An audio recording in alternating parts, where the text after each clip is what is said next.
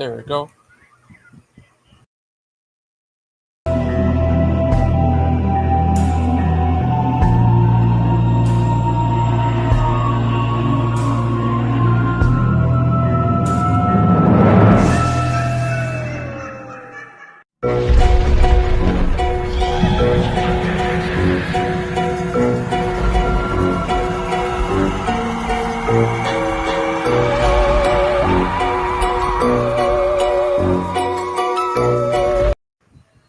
Hi, everybody. Welcome to the show. Hi, Brother Pike. How are you today? Oh, I'm doing all right. How are you? Good. Brother Pike. Here's one guy I seen a video of. His name is uh Peter Ruck. You ever heard of him? I think I've heard you guys mention his name, but I don't know anything about him. Uh, he's uh I've seen a video of him going after Calvinism. He says it's heresy. What do you think? Oh, yeah, I think that a lot of people say that. Why do you think that? Why do you think they think that? Why you think they think they think they Um, think that? because most people think of the idea of predestination as being something that contradicts man's ability to make a choice. And so, in their mind, it makes them think of human beings as being more like robots than autonomous creatures. And they don't like that because in the scriptures we're told to make these commitments, and if we're robots then we can't make commitments, so they just sort of interpret it that way. Yeah, Peter Ruckman. I found a video of him. He's going after Calvinism. He says it's Harry Seas. You ever heard of Harry Seas? No, I think it's just another example of people using words and they don't know what it means. Well, how are you been today, little guy? Pretty good. I'm just taking it easy. I've Oh, been that's working on the book some. today. It's gonna be about Q&A tonight. Yeah, we're gonna do general Q and A. I'll read a few scriptures like I always do, but I won't hold the panel up for very long. We'll open up pretty quickly. Oh, that's nice. Uh, one day, would you like to do a show about why King James? Yeah, we'll do it sometime. Why King James? That's why. That's a, that's a good question. Why Why not King? King Charles? Yeah. Why not King Pike? Now that's a good idea. What about Queen James? What about that? I don't know about that one. I feel like that James is a male name. What about Prince James? He actually was considered Prince James when that Bible was published.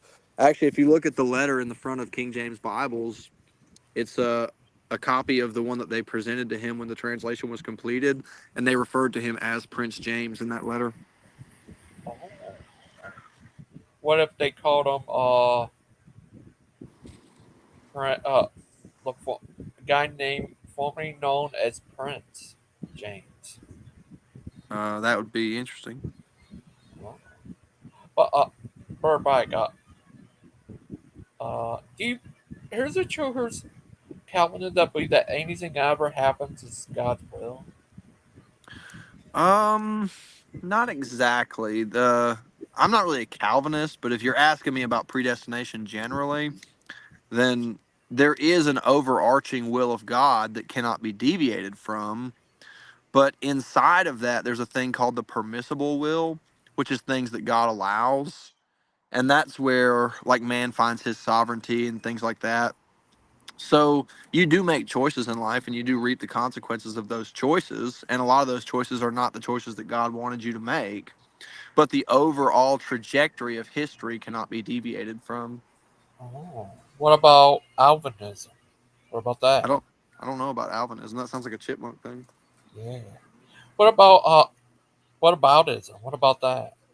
I was wondering about that. Yeah. Well, Bird Bike. They're supposed to have a show last night, but I guess they never did. It happened at supposed to happen at 11 p.m., but it never happened. Joseph the tech Hmm. guy didn't come through. We missed Interesting. Joseph the tech guy. Joseph, we were counting on you. You let us down. He's Joseph the tech guy. He lives in Egypt. He walks like an Egyptian. Oh, Dan's having a show. What kind of show? The kind of show that shows you. Like this. Oh. Oh, Oh! They're also a having a visual display.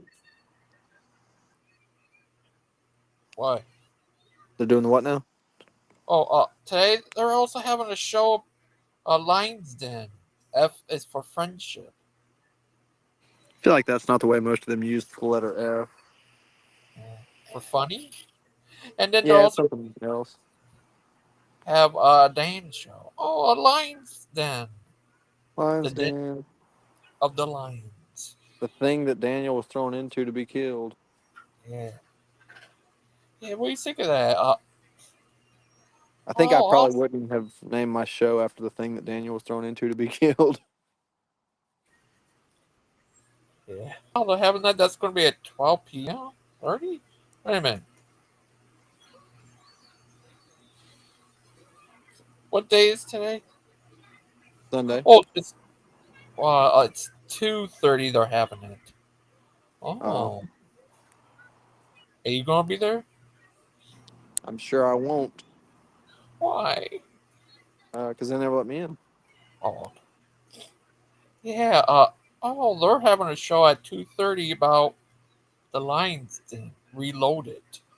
Evolution is a religion where they pray to the fine spaghetti monster. What do you think of that? Well, it sounds about like what it's probably going to be. Oh, oh.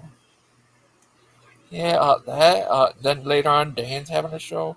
Then tomorrow they'll talk about Moses in Egypt. He identify as Moses in Egypt. Would you ever identify as Moses?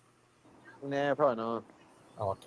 Then David that preaching. No, I keep on messing that up. Proverbs. Then next they're going to have a thing about the epic of Gilgamesh. And then they're going to have calling all saints. They're calling you, Brother Pike. They're calling you. They really are. What is a Christian lifestyle? That's a good This question. this guy right here, he's like you. He goes to different places preaching too, just like you, Brother Pike. Wonder if they accuse him of not having a pastor too. Yeah. Uh, yeah. He talked about what is a Christian lifestyle.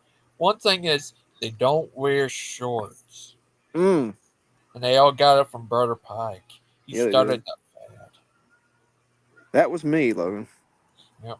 They're all trying to be like you, Brother Pike. Can't say I blame him. Brother Pike, Brother. Do you think Jesus I think wears he probably wore shorts? robes and stuff. Oh, but yeah, yeah, it was crazy. Oh, they're gonna have a Lions Den today. Yeah, what if they follow I feel you like to they the certainly have Lions? tried. Oh, The problem with oh, me, Logan, is that lions don't like to eat oh, me because I'm nothing but backbone. oh, okay, that's good. What if they try to He eat ain't nothing but a snack. Aiden? Oh, what if they try to eat Mark Mark? makes a pretty good meal. He's all muscle. He could rip them apart with his Probably. bare hands, just like you I can. don't know about that. But Bird Pike. Yeah, that's awesome. They're having a Mhm. Lions Den today. Are you going? Be, beware of the Yeah, you got to watch Lions out Den, for it. Bird Yep. Pike. Beware. But do you think? Oh, have you talked to I talked to him a Achilles little on a lately? show the other day. Huh? Oh yeah, I forgot. Yeah, you did. Oh yeah, crazy old Mm. Achilles. He's a good young man. We're all proud of him, just like we're proud of you, Bird Pike. But Bird Pike, uh, yeah, they're gonna have a Yeah. Lions Den. What do you think they should have called it instead of a Lions Den? Oh. Probably the chicken yard. Oh. Well, what if they called it this? Oh, they do have the Pike files now. I don't know. He just yeah. This is just so weird. You have a white beard, some white hair, and then your top of your hair is all brownish black. Isn't that crazy? It's so crazy. What do I you think think of it's that, crazy. Brother Pike? And Aiden looks like he's evolving back into a beat up monkey or something. Yeah. And here's Aiden as a witch.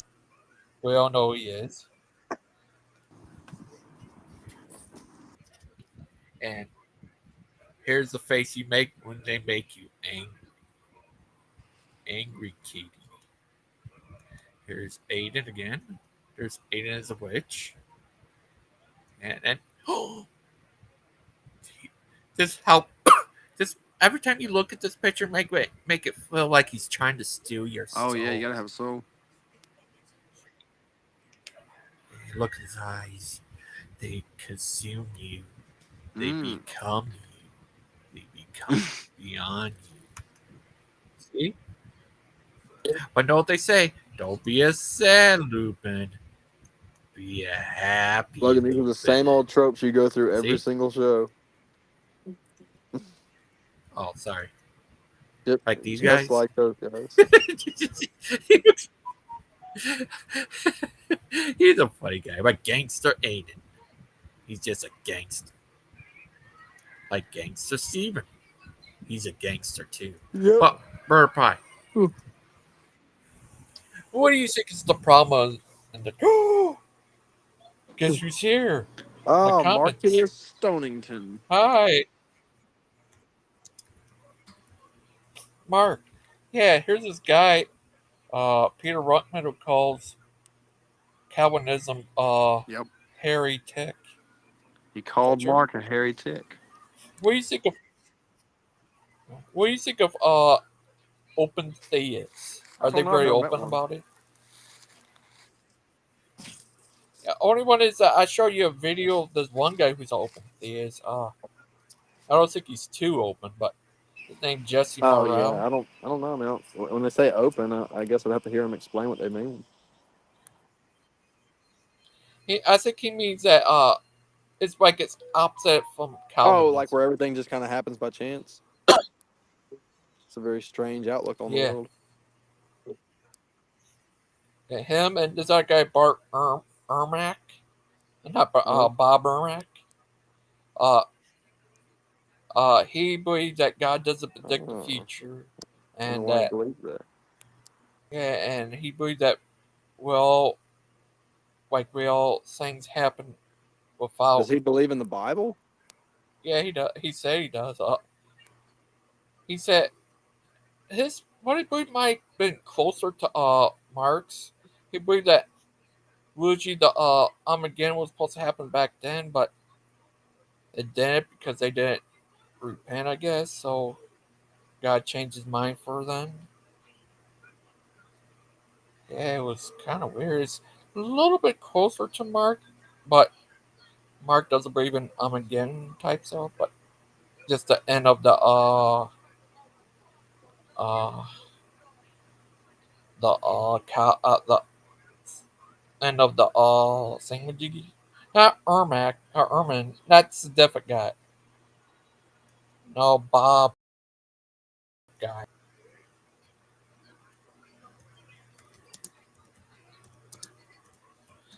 This Bob guy was a hardcore preacher back in the day. Uh, he's crazy. Uh, he ended up dying. He ended up passing away because of the sea thing, and he didn't want to take shots for it, I guess. But yeah, he's a different type of guy. He's hardcore crazy type guy. Bob. Oh, there he is. Yeah, it was weird. This guy, Bob guy, is a crazy guy. I can show you what he looked like and stuff. Bob Bart Ermack is a different guy. He's a historian. This is the guy I'm talking about. You have all the subs and he's passed away. Where's it, Brother Pike? Are you there? He disappeared. Oh no. He disappeared. Bob Urach. Robert out of the closet. Free debate. Farmer Act versus economy. Oh, that'd be a good debate. Greetings, I'm John Mangopoulos, and this is The Battle of Ideas. Welcome to the program. Tonight, a debate. A debate on the age-old question, does God predetermine the eternal destiny of every individual? My distinguished guest will square off on this important theological question. Arguing in the positive is Brian Schwartley. Yeah. Brian is a pastor of a local congregation in Hazlet, Michigan. He's the author of many books, a talk show host, and also has a website, reformed.com.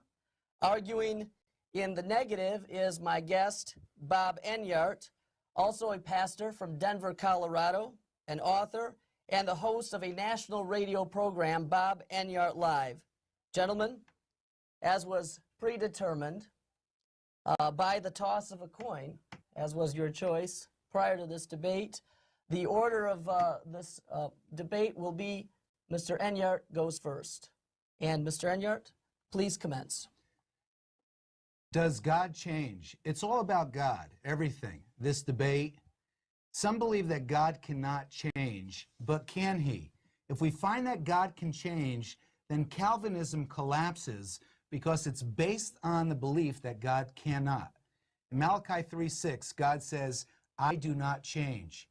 But that's in his righteous character, where he is the same yesterday, today, and forever. Our one God exists in three persons, Father, Son, Spirit. If any one of them, then God would change because they're all God. God the Son did not always exist in the flesh. However, John 1:14 says that he became flesh and dwelt among us. Became is a change word. God the Son, who had always existed in the past as Spirit, became flesh. So in order to maintain that God does not change at all, does the Calvinist deny that God the Son became flesh? I would hope not. Philippians 2 tells us that Jesus Christ emptied himself and humbled himself. Humble is a change word, to be lowered. Emptied. God the Son could not always have been emptied. So God changed. Then he died. That changed rocked the throne of God. He became sin for us. He became a curse. Those are real changes. In order to prove that God changes, we don't need to run to an obscure verse in the book of Nahum. All we have to look is at the core tenets of the gospel. A God who couldn't change could not become the Savior. He couldn't. He couldn't be a living God, but a stagnant one, like a stone idol. Galatians 3:13, Christ became a curse for us. He really did. And 2 Corinthians 5:21, God made him to be sin for us.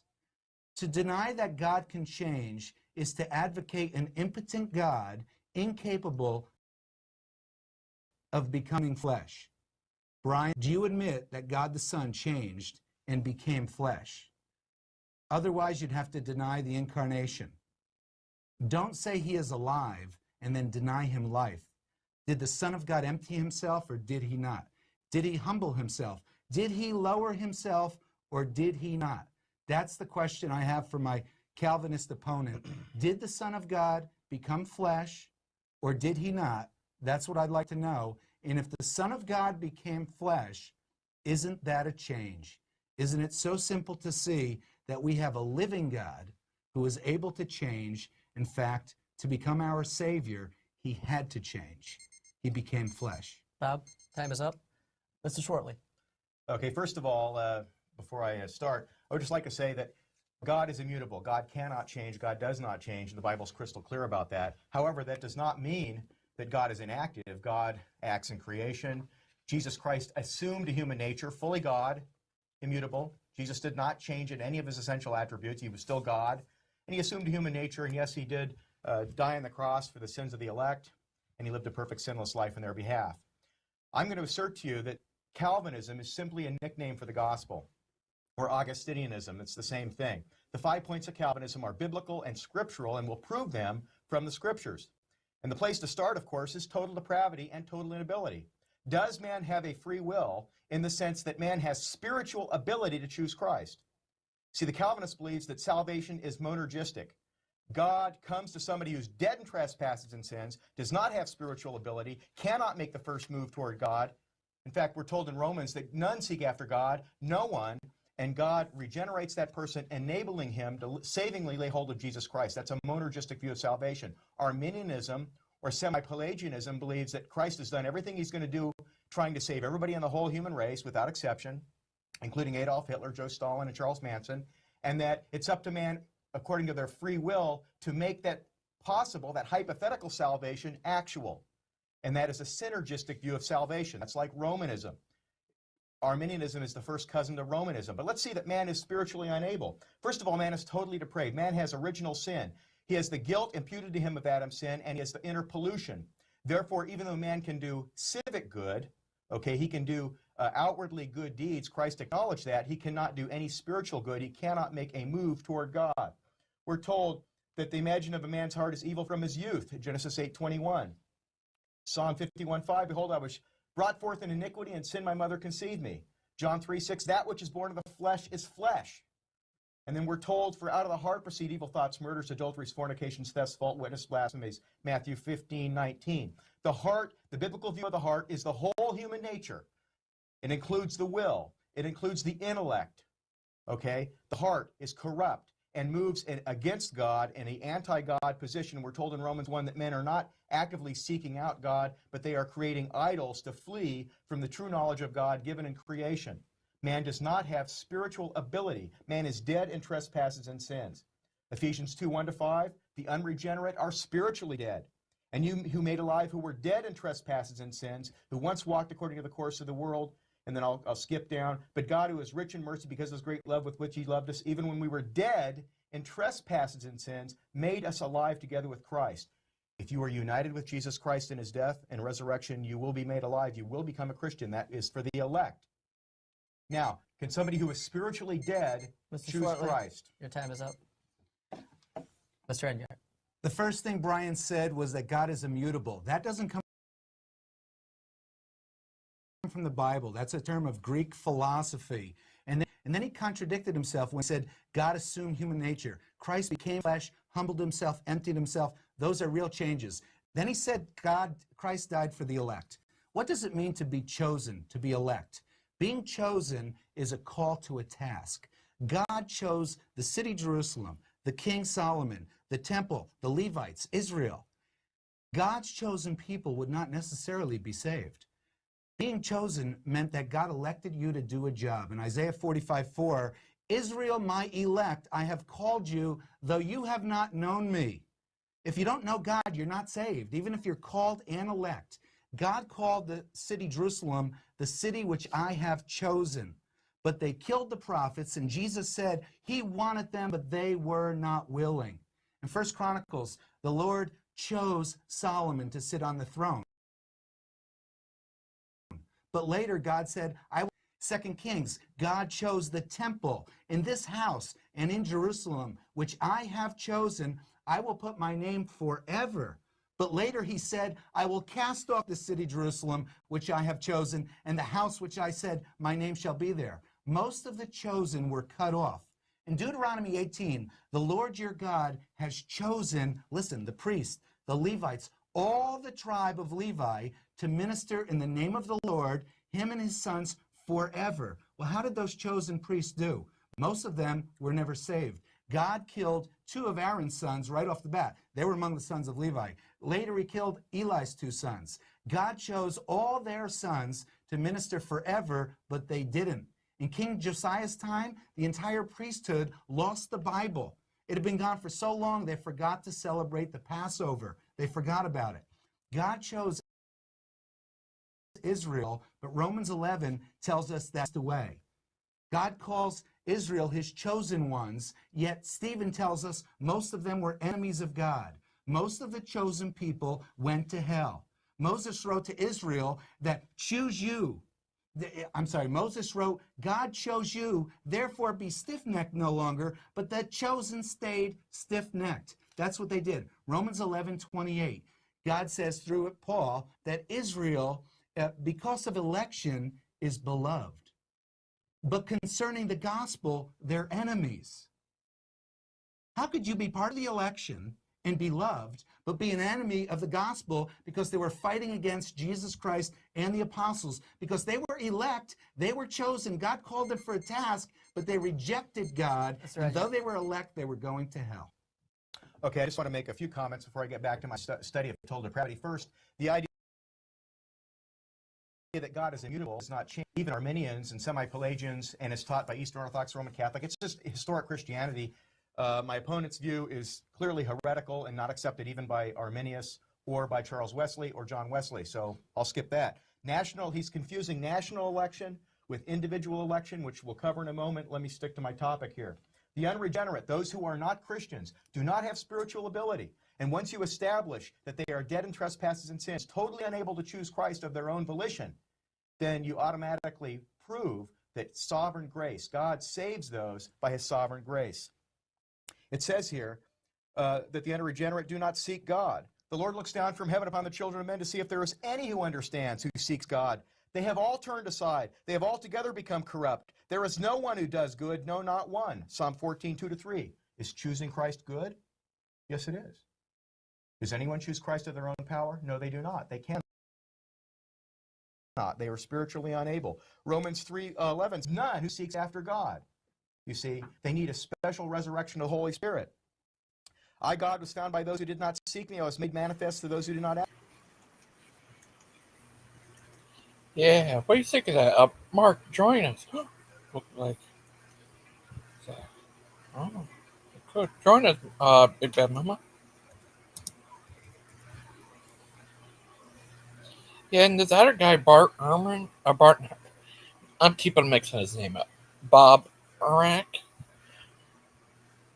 That guy was a crazy guy. What he said in the past and so, he's crazy. Yeah, that guy back in the day was crazy. Bob Urach.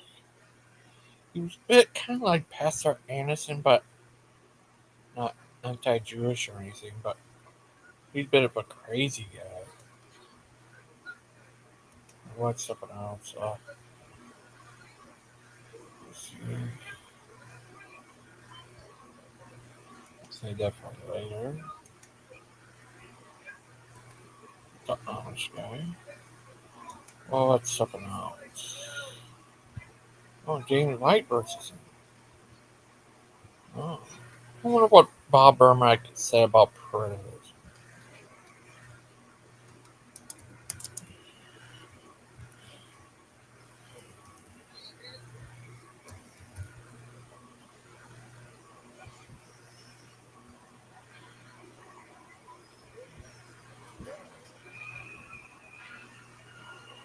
Oh, that's debate. There's another debate. It's all about toxins. Oh, oh, pretty. Oh,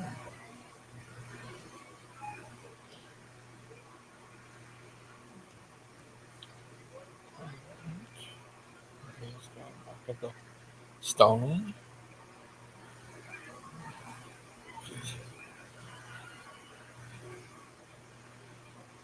Oh, they're not as strong. But how are you, everybody? How are you, Big Bad Mama? Would like to join, Big Bad Mama? Big Bad Mama. Yeah, it's crazy. Oh, today, what time is it?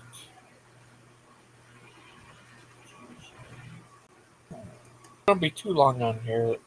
The show's about the predators. Get his happy face. You look like a happy little guy. Oh, people don't like preterism. Preterism likes them.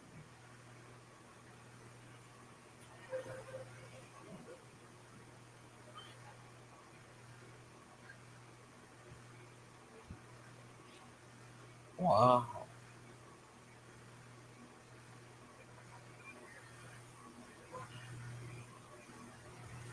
Wow. Oh, new history of full preterism. Look at this. A Medicare plan with a prepaid card for healthy groceries Yeah, and Mark. other Would expenses. you like to Is that come on from here? Aetna? Yeah, why? I have an Aetna Medicare.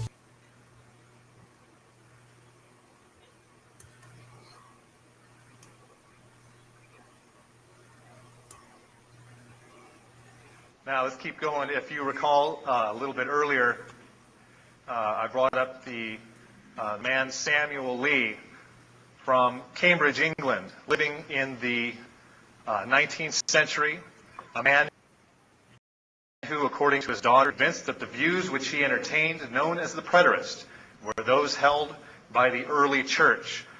The translator of Calvin's materials said that he is unrivaled. No scholar of our age can approach him. Just a wonderful endorsement of this man's level of not only theological training, but just general scholarship all the way around. And here's a quote from Samuel I'd like to give. He writes, "Add to this the book of Revelation's own repeated declarations that what was then said was shortly to come to pass, and we should be led to a conclusion as strong as words and facts can make it, that the purposes of God, as declared by the prophets and generally summed up in this book, have been long ago fulfilled and finished."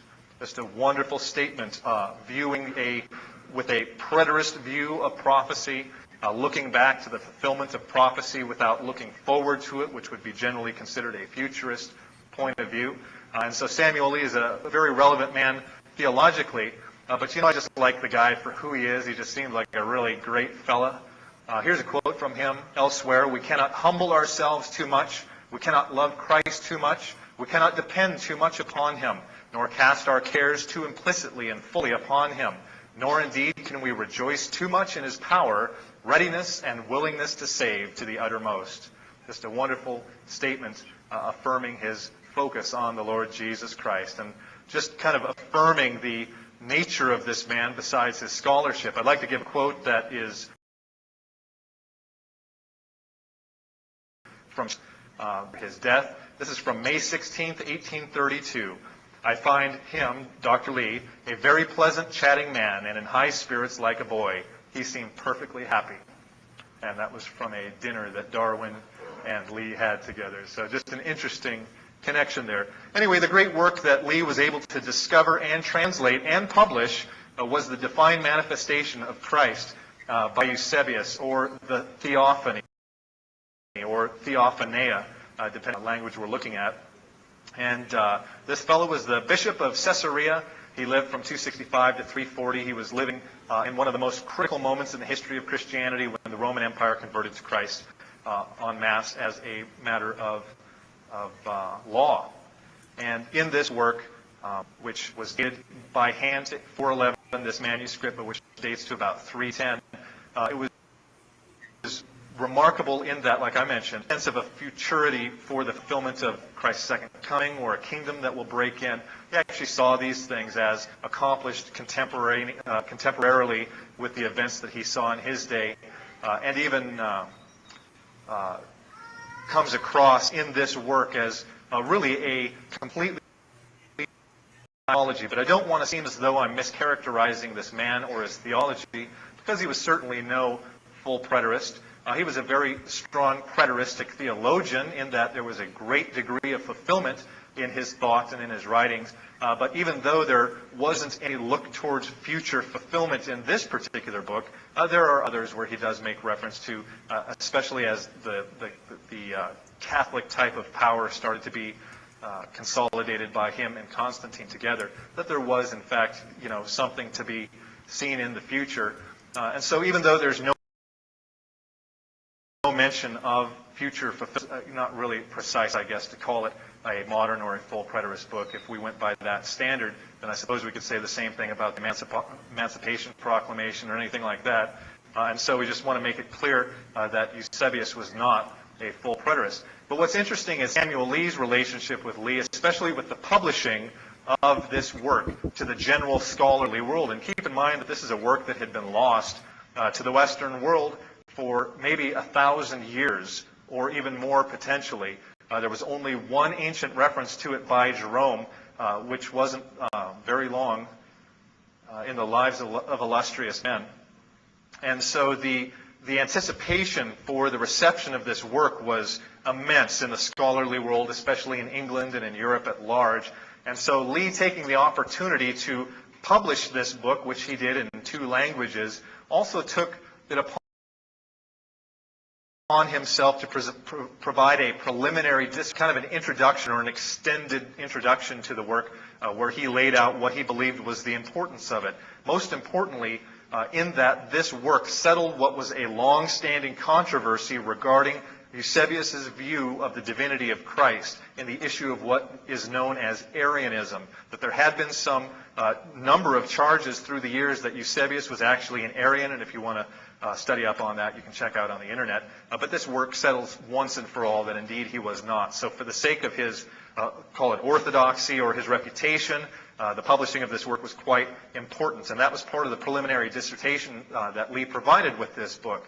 But he also did more. And here's a quote from that dissertation that shows how bold Samuel Lee was as a scholar and as a man. As he writes, "It is evident that Eusebius believed that the end had come. And in this, there can be no doubt, I think, he was right. But as this involves a question very ill understood at this day, it may be right to offer a few words here as to what is meant by the end." And it was more than a few words, by the way. It was dozens and dozens of pages outlining a systematic preterist point of view that saw all prophecy fulfilled associated with the coming of the end here. And I'd like to read a quote from this preliminary dissertation as well. And he writes, "The old and elementary system passed away with a great noise, and these predicted empires have actually fallen. And the new kingdom, the new heaven and earth, the new Jerusalem, all of which were to descend from God, to be formed by his power, have been realized on earth. All these things have been done in the sight of all the nations." And this is his preliminary dissertation, available online or on CD for free after I'm done here. Please get a copy of that. And so just very shocking the scholarly world in such a degree that all of the journals and publications and theological writings and books, multitudes of books from multitudes of authors were written and launched to either refute the charges or to tinker with the claims, or, it just really launched a whole new realm of scholarship directly from Lee's preliminary dissertation with... Oh, Mark, can you come on here? I'd like to see your side of the story about that. But yeah, that writes history of preterism, or is it? But what's the other stuff? Oh, Jesus.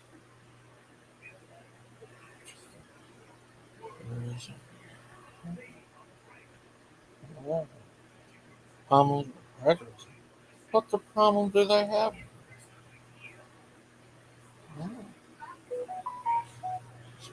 Debunked. Oh, did he actually debunk them? But look at Mr. Happy Pants.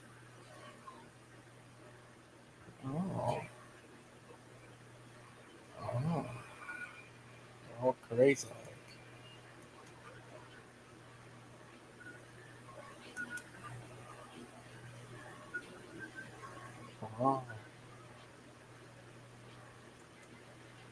Guess this pretty sad stuff. Oh, that's good. Oh, let's see how this stuff going on here. This guy's he's tough.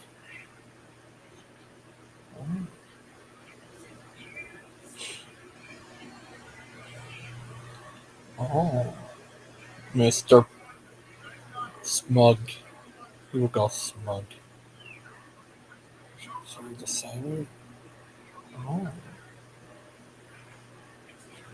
issues. Oh, oh. You sick of this, guys? Jane White, all of them. They're all going crazy. You want to watch a crazy old Amish guy? Oh, I got some videos we can watch. Watch some crazy stuff. Dancing Muslim pet. Oh, dancing. Oh, dancing. To dance.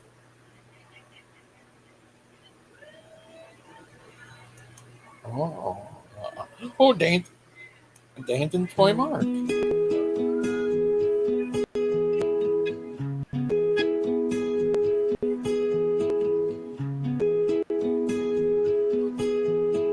Hey, dancing. That's a toy.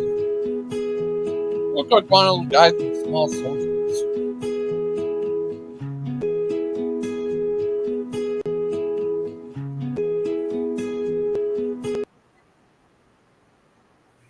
Butthurt Dan. Oh, dancing Mark. He's dancing as a toy. He's just a crazy guy. Toy Mark. The Mark Stonies. Buttermilk. Everyone likes buttermilk. Oh.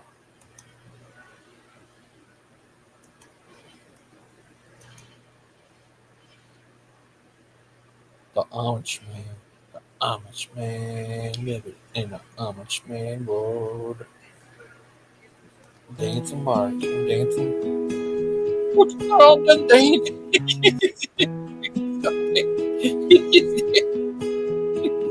We can dance for a Pike. Dancing Mark. Crazy. Crazy little guy. Dance. I just like to dance. Her Pike's a good dance. Same thing with Marky Stoner. He just like to dance. Eden's of Other Worlds. Paul Lupin. Oh, what's sad Lupin? What? Christian, come on. He's been so mean, so torn up. Why do you gotta be so mean? Oh, somebody, let Christian in. Hashtag free. Somebody, please, free Christian. How about hashtag on?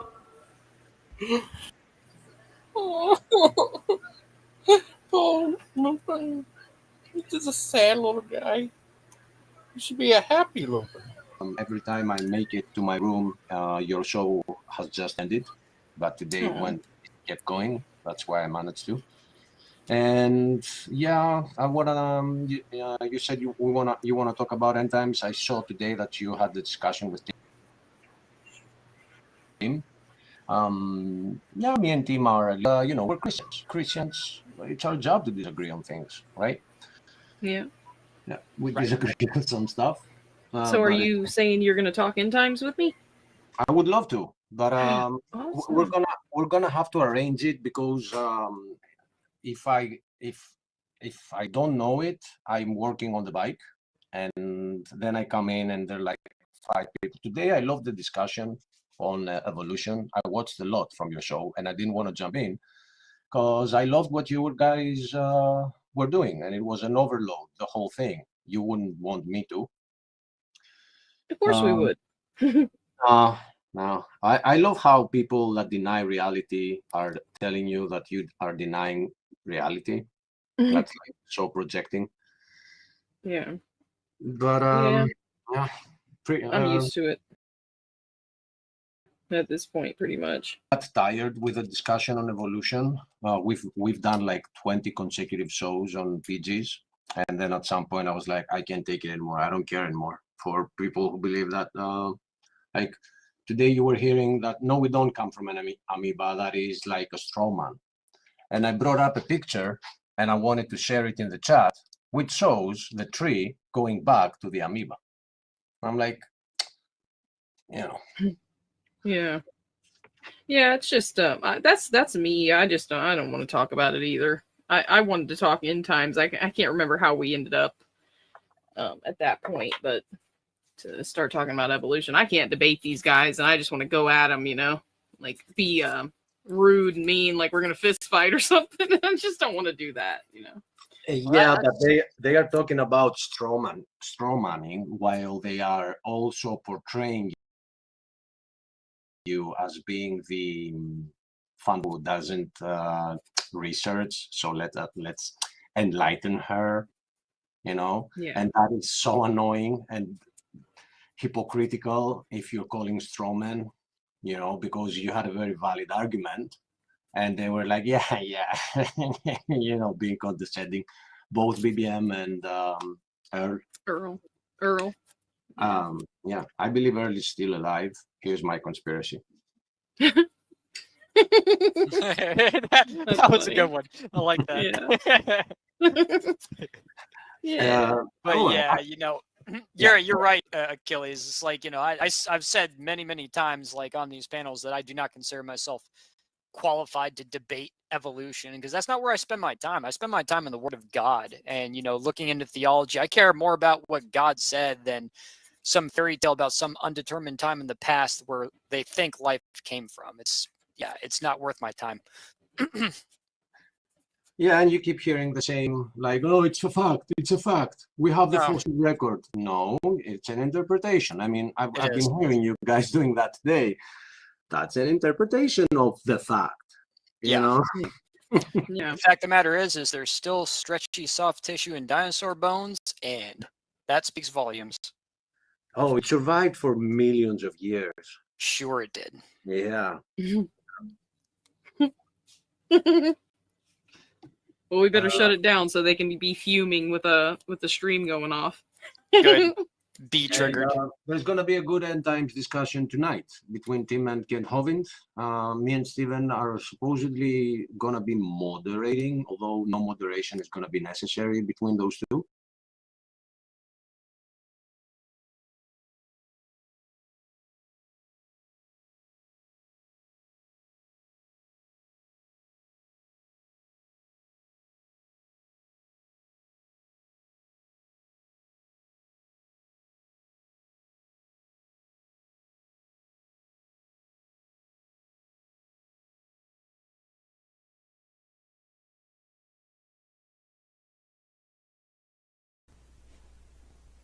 Leaving there going, hey, Jesus, and even the devils are coming, and he's casting them out, and the devils are, he says, shut up. Why? Zip. Because he controls everything. Dumb nitwit atheists, and they'll say, well, then I guess and you know, you get some, you must send people to hell. No, he gives people free will.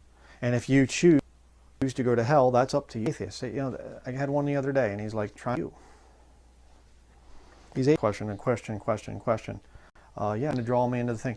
Well, what about this guy? Just like Satan did. You know, yea, hath God said. Sergeants. And I basically just said, you know what? I'm just asking you all these questions. I don't care about you. If you know, that's up to you. I have no sympathy for you. Go to hell and burn. I mean, you know, oh, you got to answer my questions. Watch till your heart's content. Answer 1,000 videos for so many questions that people have, and yet that you can watch. I'm supposed to take my time and answer individual little nitpicky things. I'm not going to do it. I'm not going to do it. Or whatever. Yeah. The crazy Amish man. Next, let's go to Mark chapter. We have very Very little time left on this earth, brethren. Don't waste time with people that don't want to hear. Oh, brother, I have family. Don't waste time on them either. Family and friends that don't want to hear. Yeah, do what you can. But I'll tell you right now, it's going to get to a point where you just have to say, okay, I did what I could. We tried. See ya. See. Mark. And when they came nigh to Jerusalem unto Bethphage and Bethany at the Mount of Olives, he saith unto them, Go your way into the village of disciples, and say against you, and as soon as ye be entered whereon into it, ye shall find a colt tied. Loose him, and to you, Why do ye this? Say ye that the Lord bring him. And if any man say unto the Lord hath need of him, and straightway hither. Verse 4, And they went their way, and found the colt without in a place where two ways met, and they loosed him.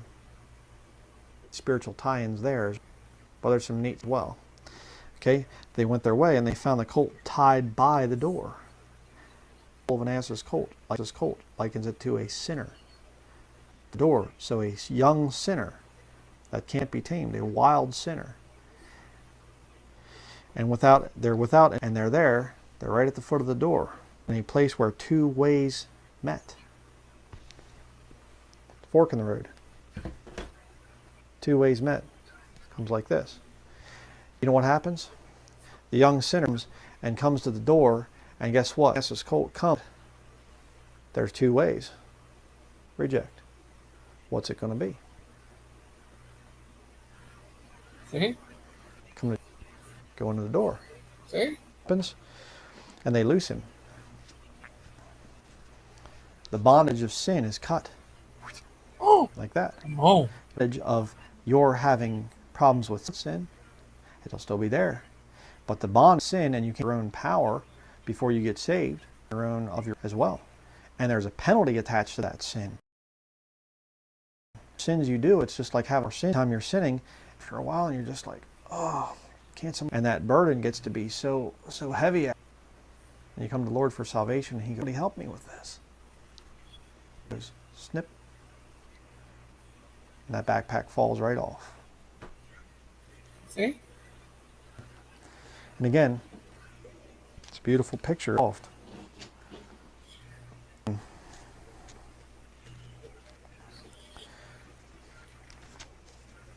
It's a crazy Amish man. Of everything. See, Hollywood wants you to believe that it's Satan's throne sitting down in hell up there on his, and he's on his throne, and they're like fighting, I saw one time, like Google images, and you see like these stupid pictures like salvation, that there or something, and I look at their, that's not salvation, this their testimony, and it's like, on earth, okay, if they're a false convert, how can I learn this is a false convert here? And I'm going, how on what? God can truth from them. This doesn't make any sense to me. You can use anybody to speak truth. It says one word of truth is automatically saved. No, I'm not saying. And we got to talking about it. And it was like, trying to say that means that everybody who in that. What's going on here is truth. And I'm not. The Lord's saying to the devils, be quiet. God is in the Bible. You understand that God, even the devils. You see, when you understand who God is in control, cookie, because they knew who He was.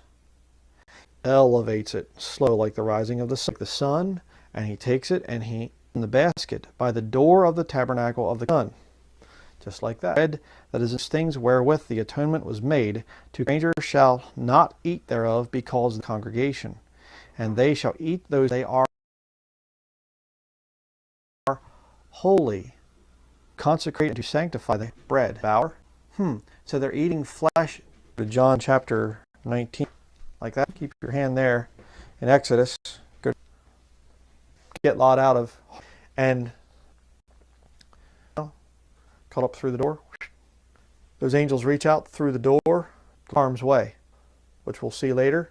Through this great tribulation time period, the Lord says, well, you just need to go through it. You're just going to go through. No. And so what happens? Angrier and angrier at, as we're preaching the gospel to them, as we're us.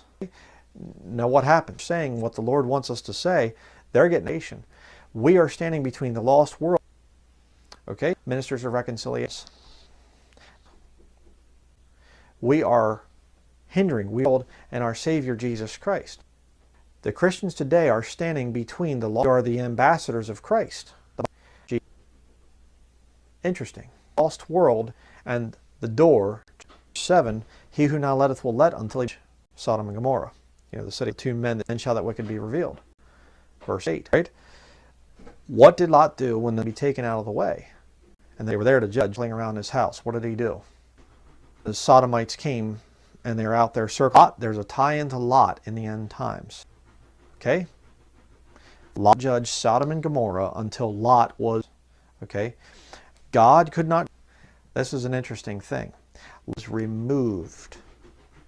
Were at the door of the house with blindness, and they smote the men that find the door, as both small and great, so that they wearied themselves to. And the Lord said unto Noah, come thou and...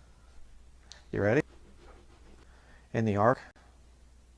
And all thy house into the ark lies at the door. Isn't that interesting?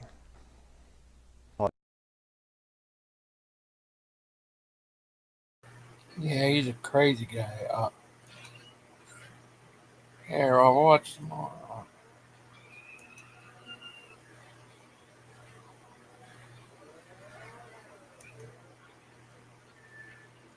If you don't like it, suck it. If you don't like it, suck it.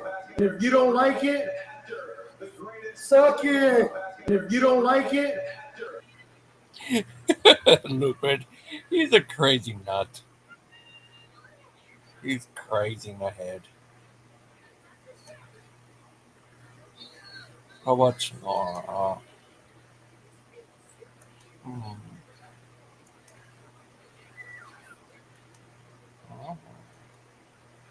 Dancing Mark. Look at Dancing Mark. Mark's key. Mark 6. Mark key. Mark 6. Let's see if does Mark still have these. Oh, that's just. Right. Oh.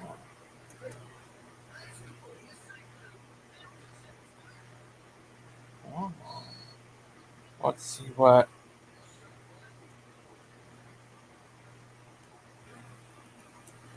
This guy had to say. This guy always been a. Oh. Mountain is free. Who freed it?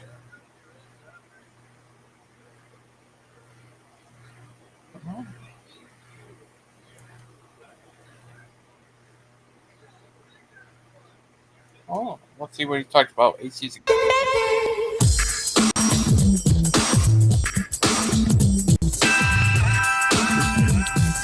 Let's go to Smith River, California. Gary, speak your mind.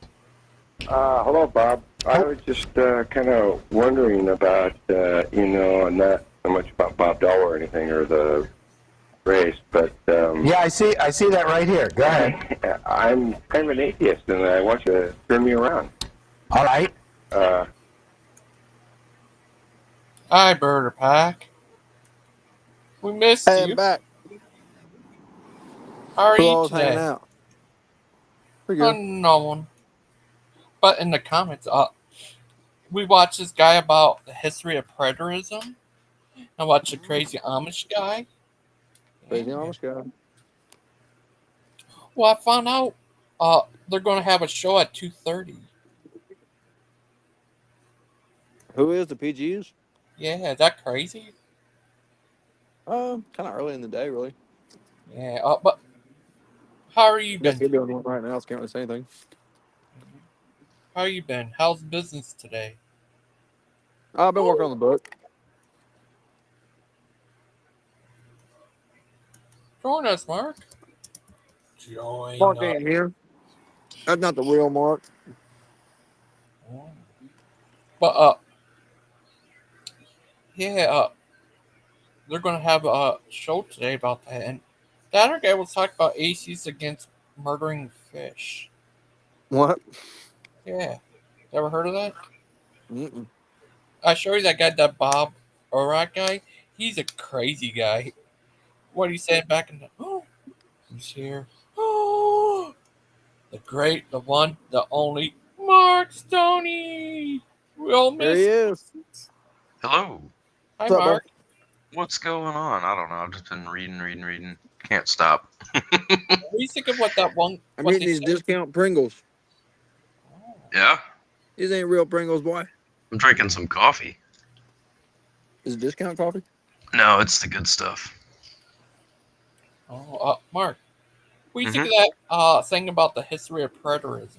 You said it was pretty right so far. Yeah, I was following along with that. I didn't see any problems with what he was saying so far.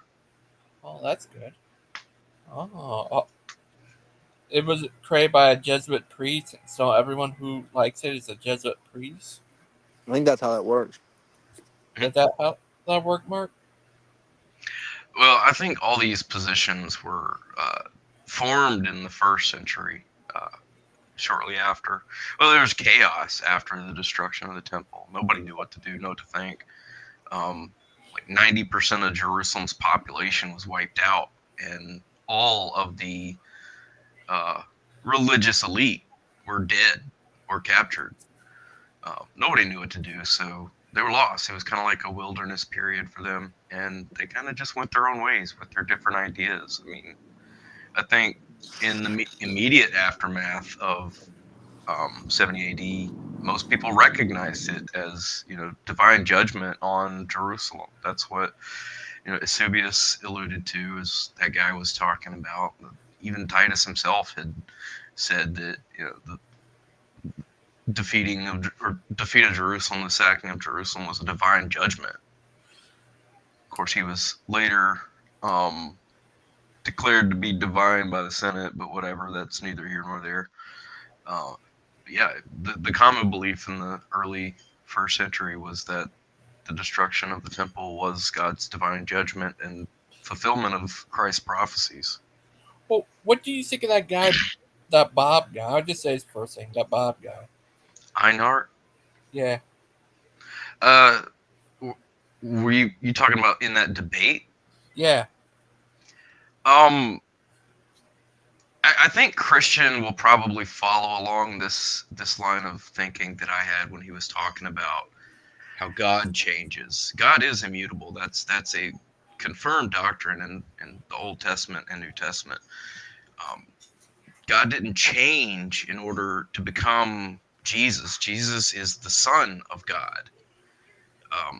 In the fullness of the Godhead dwells bodily in Jesus Christ. So his divine nature, that's not to say that Jesus, the man, was God the Father. They're definitely distinct persons, but he's conflating the two and their roles within each other. Oh. I didn't see a lot of it. I was in and out a little bit, so I don't know if I caught the whole thing the guy was saying. Yeah, he's an open theist. He believes that God doesn't predict the future. This is what he says. He's very open, and he thinks that we have complete free will and stuff. When he says God doesn't predict the future, is he trying to say that he doesn't believe in prophecy? I think he's prophecy. I mean, how can you believe the Bible and not believe in prophecy? It's like the whole thing. I think he thinks of prophecy as something like God's plan, I guess. I mean, I do too, but I mean, it seems to me like the phrase "predict the future" is being used to possibly know what's going to happen next, and it's obvious that that's kind of prophecy's whole shtick, is that God knows what's going to happen next. Yeah, that's why I guess best I can say, because in a way he does kind of remind me a little bit like Mark, but different.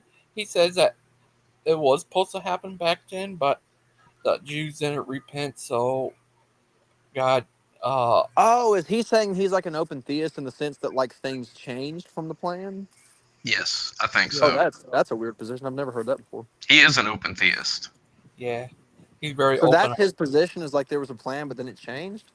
Yeah. And And to that, I would say that if God changes in that manner, then his scripture is unreliable because it doesn't change. His word doesn't change. It's been preserved.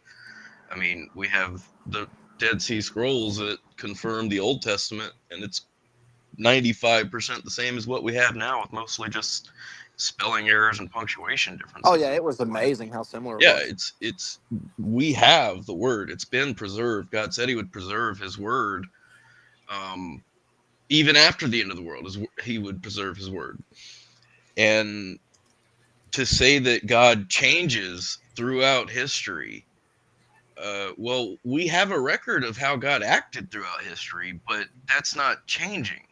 That's what we have. So to imply that he changes, then the very Bible that we have right now would have to change completely in ways that reflect that opinion. There's just no scriptural support to say that God is not immutable, that he's unchanging. It was Yeah, weird. that's weird. The idea that things like were planned a certain way and then like they were scrapped last minute. I've never heard that before. Yeah, he kind of, I mean, a little bit like you, but Mark, but he said the Jews didn't repent, so he didn't come back that time. It was weird. He said that what he said. What do you think of that, Mark? Well, all of the first Christians were Jews.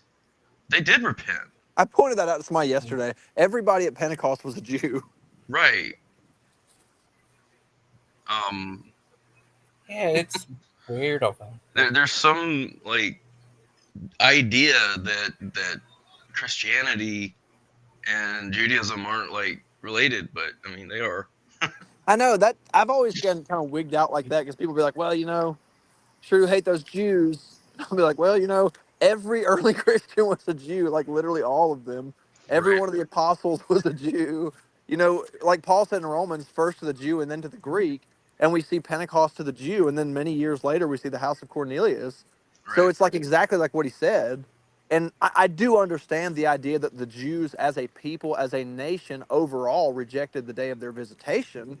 But to say that the Jews rejected him in total, there would have been no church had it not been for the Jews, period. Exactly. Just weird. People come up with some weird stuff. They do, and it's funny. I'm reading a Wikipedia article on the split of Christianity and Judaism right now, right up the alley that we're kind of talking about. Oh, that's funny. There's been a lot of discussion on it. Apparently, this is a big article. Well, Aiden and Tim got into it the other day about I wasn't there, but Aiden told me about it where they were disagreeing about something with the Jews, and Tim was saying like the Jews killed Jesus or whatever and all this kind of stuff. But it is good sometimes to remember that like all of the apostolic writers were Jews. Like when you're reading the epistles, you're reading about Jews. When you're reading the gospel, you're reading accounts that were recorded by Jews. The Lord Jesus was a Jew after the flesh. It's just, I don't understand this anti-Jewish sentiment. I get like that the Jews as a whole rejected Christ, but so did the world as a whole. You know what I mean? Yeah. Yeah, it's crazy. What do you think, Mark? That guy, Bob guy, I think he passed away a while ago. Yeah, he's a crazy guy. Back in the day, he said stuff that sounded like Steve Anderson. Nothing against Jewish people, he said, but he said stuff against gays. Say that they recruit kids by Ring them. Yeah, he's a messed up if guy. you believe the Bible, there's neither Jew nor Gentile anymore. We're all one in Christ. Yeah. It's just crazy, like. Yeah, and yeah, a lot of people do talk about Christianity's foreign to Judaism, but it's not. You could say Islam is, but not Christianity, right, Mark? Hang on. Can you say that again? I'm not sure I understood what you're saying. Christianity came from Judaism. Right. Absolutely, it did. Yeah. What do you think, Brother Mark? Brother Pike? Christianity is certainly the next logical step in Judaism. And, really the way that I explain it sounds a little extreme, but what I tell people is that Christianity is the only religion that there's ever been. Because the Spirit of God that worked all throughout the Old Testament and all throughout human history before the time of Calvary was the very same Holy Ghost that overshadowed Mary and gave birth to the Messiah, and then was personified through the life of the Messiah. So it wasn't like a different God. It was just a different way that God was expressing himself. So when Christ traveled from town to town and preached to them and taught them and all this kind of stuff, that was the natural prophesied continuation of the same Jewish religion that Moses and Elijah were part of. That's why Jesus could say things like, Abraham looked to see my day and rejoiced to see it coming, and all this kind of stuff. Christianity is Judaism. It is what was prophesied to continue as Judaism. Right. Guess who's What here? Hello. 8 On the men. Lord's Day? That's right. Oh, wait. Aiden's here to take names. Scooby ain't gonna walk himself, Hi, son. Aiden. How are you? These kids ain't gonna feed themselves, but I wish they would. Yes. How are you Good, today, I'm Aiden? good. Just That's enjoying. good. What you doing to look No, at I'm TV? out walking Scooby right now. Oh, that's You good. tell Scooby that I said to Yeah. take a nice long walk. He's gonna take a long walk on a long pier, Christian. You tell him that I said to get plenty of biscuits today. Oh, he is. Don't you worry about that. Make sure he does it because He I said is so. an accomplished biscuit chef. Good. Oh. Yeah, that guy, Bob guy, he's a crazy guy. Yeah. He's. Yeah, he. I don't know. He's like an open theistic that God doesn't believe in Oh, I people, I see. guess, and have free will to the extreme, I guess. Free will What do you to think the of that, Mark? extreme. Is I that like crazy? I don't know what that's supposed to mean, honestly. Me either. But yeah, it's weird. What are you gonna do next? I don't even know. He thinks that. Yeah. Yeah, it was a bit crazy, like, but Bob guy always been crazy. Back in the '90s, had a TV show, I guess. Oh, yeah? He said all kinds of crazy stuff on there. Yeah, he's a crazy guy. We mess up. There's a concrete impression of a foot here, and Scooby is just freaking fascinated by it. He doesn't know what to do about it. The man should have went to the sciences when he was younger. You know, unlike Dan, Scooby has won multiple awards for his biscuit making, and like a true Christian, he doesn't go around saying, "Yeah, but you want to go compare achievements, though?" I just think We're that's not kind of naming interesting. names anymore. Dang it! Oh, sorry. I'll just describe all the characteristics everybody knows to be true of Dan Pawsey without actually naming the name of Dan Pawsey in my description of Dan Pawsey. Sorry about that. Unlike and Day Aussie. That's all right. Pay.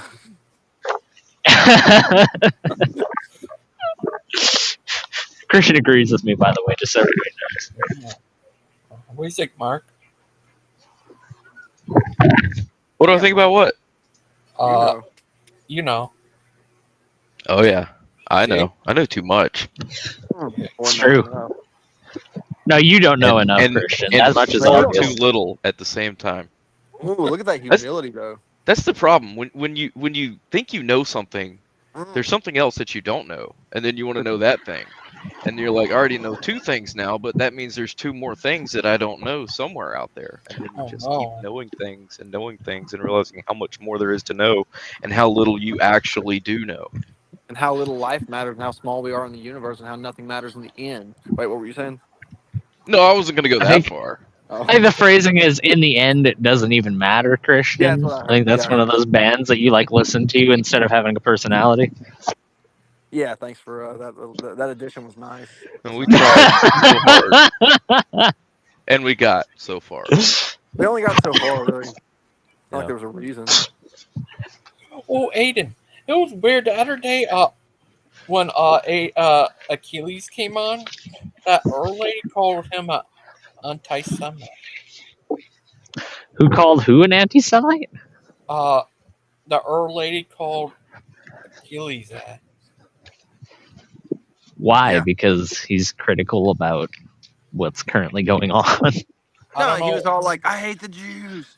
Oh yeah, well that will get that label put on you, I guess. No, he didn't do that. But Mark, No, I know he that. was in the comments. He asked her who's anti-Semitic, and she said it's Achilles. Yeah, I didn't catch exactly what he said there that was anti-Semitic, but I think anybody that is pushing for a third temple to be erected on where the current Alaska Mosque and Dome of the Rock sit are actually anti-Semitic, because that would result in the annihilation of Israel as a state and a people. Oh, you said Dan's name. Dang it, He Aiden. appeared. There's a Dan here? Claude. There will be. No, Oh boy. Claude. Hey Dan, you should give Christian a call. No, he will. There's no need to encourage it. I don't see any Dans. No, it's Claude. He said, I thought I heard the name Dan mentioned.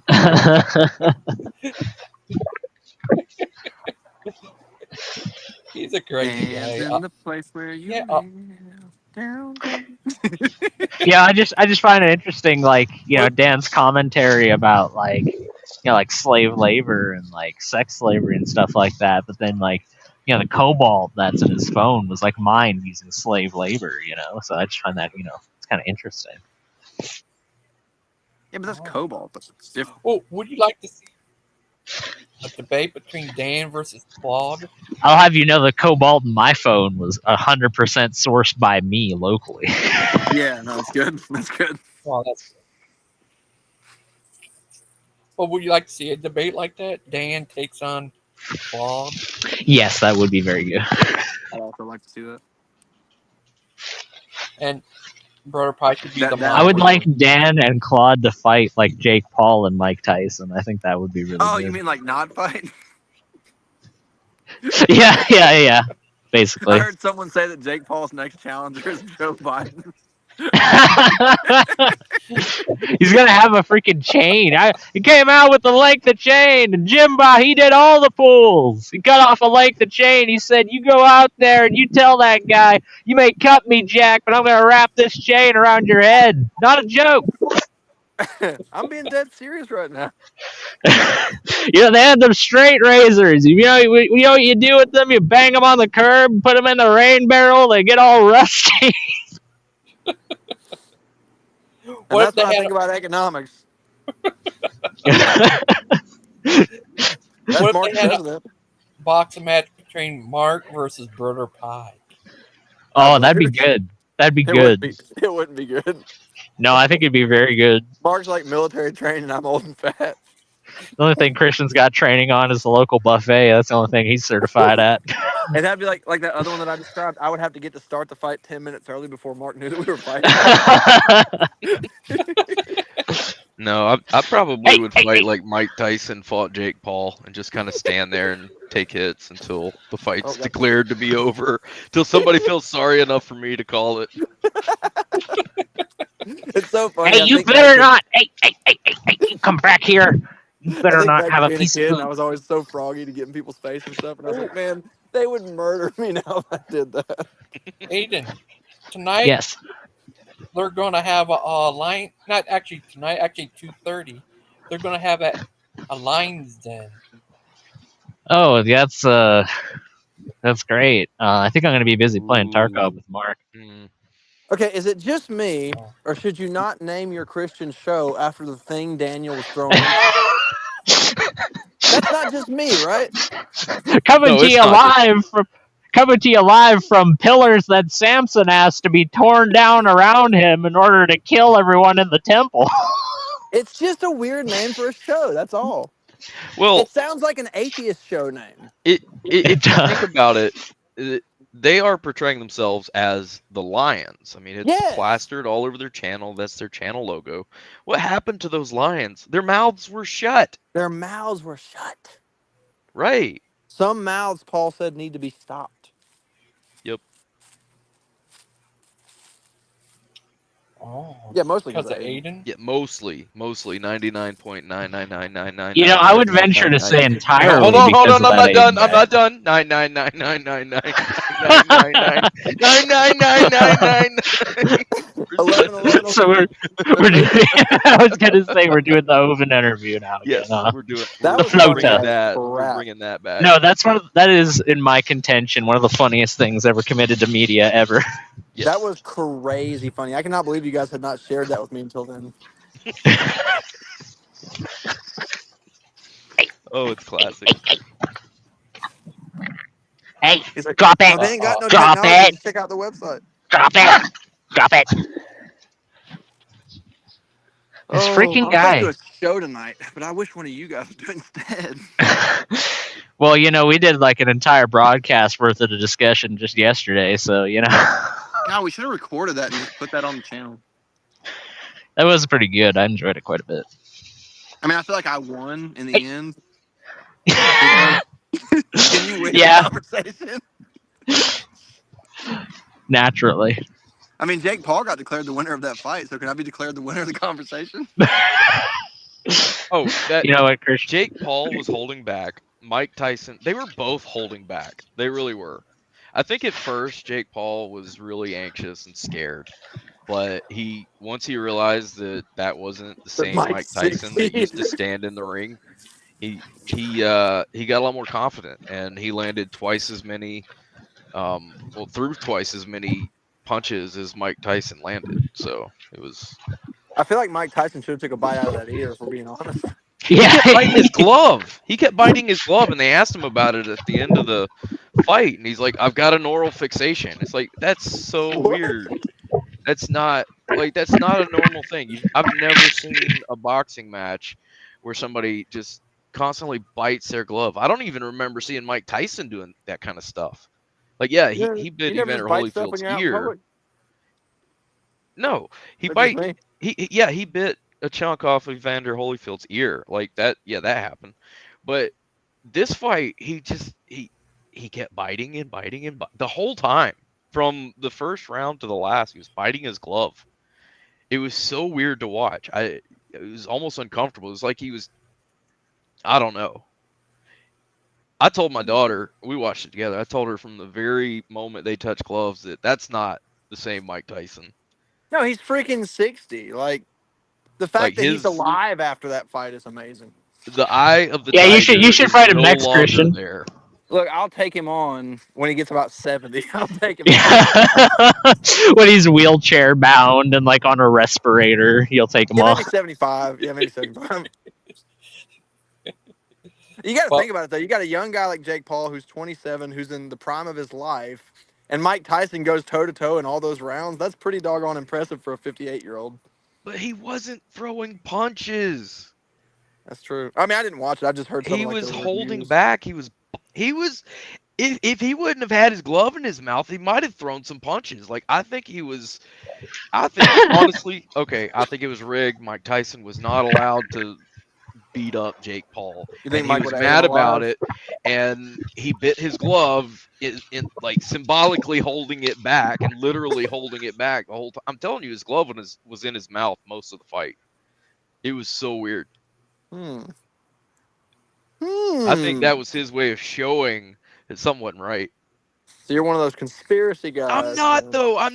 But if you watch the fight and see this, it's so weird. It's Let me guess, so the world's weird. flat. The world's flat. When you look at Mike Tyson, you realize that his full name is Michael. And when you think about it, the angel Michael did many battles with Satan. So I think it's very clear that the Paul guy is Satan in this example. You know, I hadn't thought about that. End of sentence. Do you think he could have been buying his glove because he was hungry for air? No. Was it Logan Paul or Jake Paul? Which one of them was it? I thought it was Logan Paul, wasn't it? Well, at the end of the fight, they asked Mike who was going to fight next, and he said he was going to fight Jake's brother Logan, and Oh, so it Logan was said, Jake. "I'll effing kill you."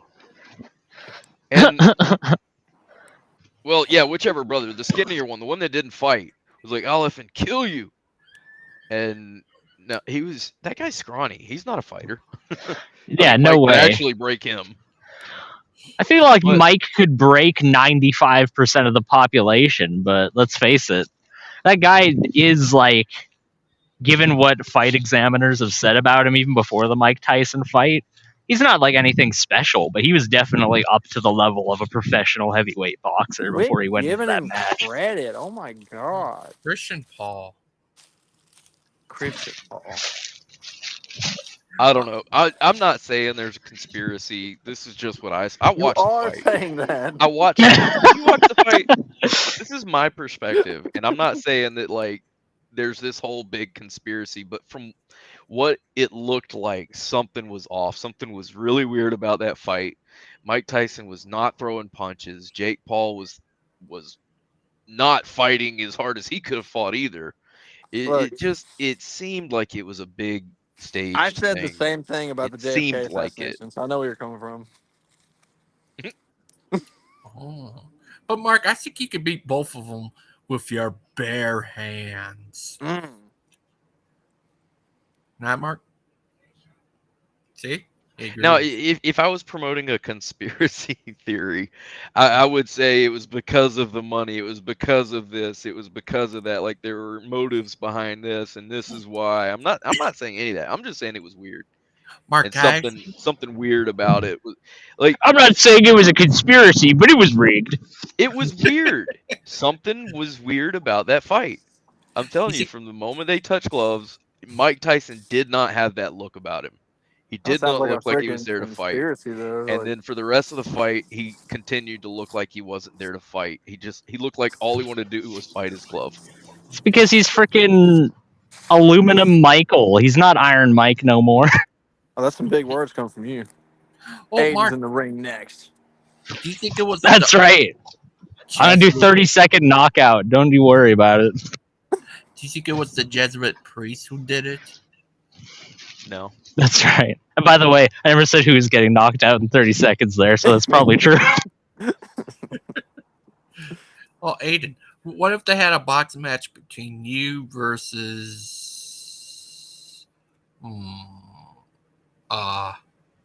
Big Bad Mama? That would be I feel like it would be pretty similar in terms of the age gap as the Paul Tyson fight. But Big Bad Mama's only 30. Oh, that's right. That's right. Sorry. But you are 18, so. That's right. They're almost twice my age. You ever thought about like getting in shape? I thought about that the other day. Yeah, I thought about that too, but then I realized like, nah, Getting in shape sucks. But it's a lot of work. In shape rules. You know what I mean? Well, yeah. Like when you're in shape and you've got like really nice like ability to be able to, like run around like a block and not feel like you actually want to die, like that's nice. Yeah. Live longer. Yeah. Yeah. Wake up in the morning and not feel like death. Yeah, that's pretty nice. Aiden, what if they gave you those chemicals Captain America had and turned you into a super Aiden? A super Aiden. I think I would need that at this point in order to get in shape. Sounds like it's antibiotic resistant. Yeah. Sounds like you don't know what you're talking about, but then again, I guess I didn't need to say that in order for it to be obvious, did I? All right, so the next fight is me and Aiden on paper.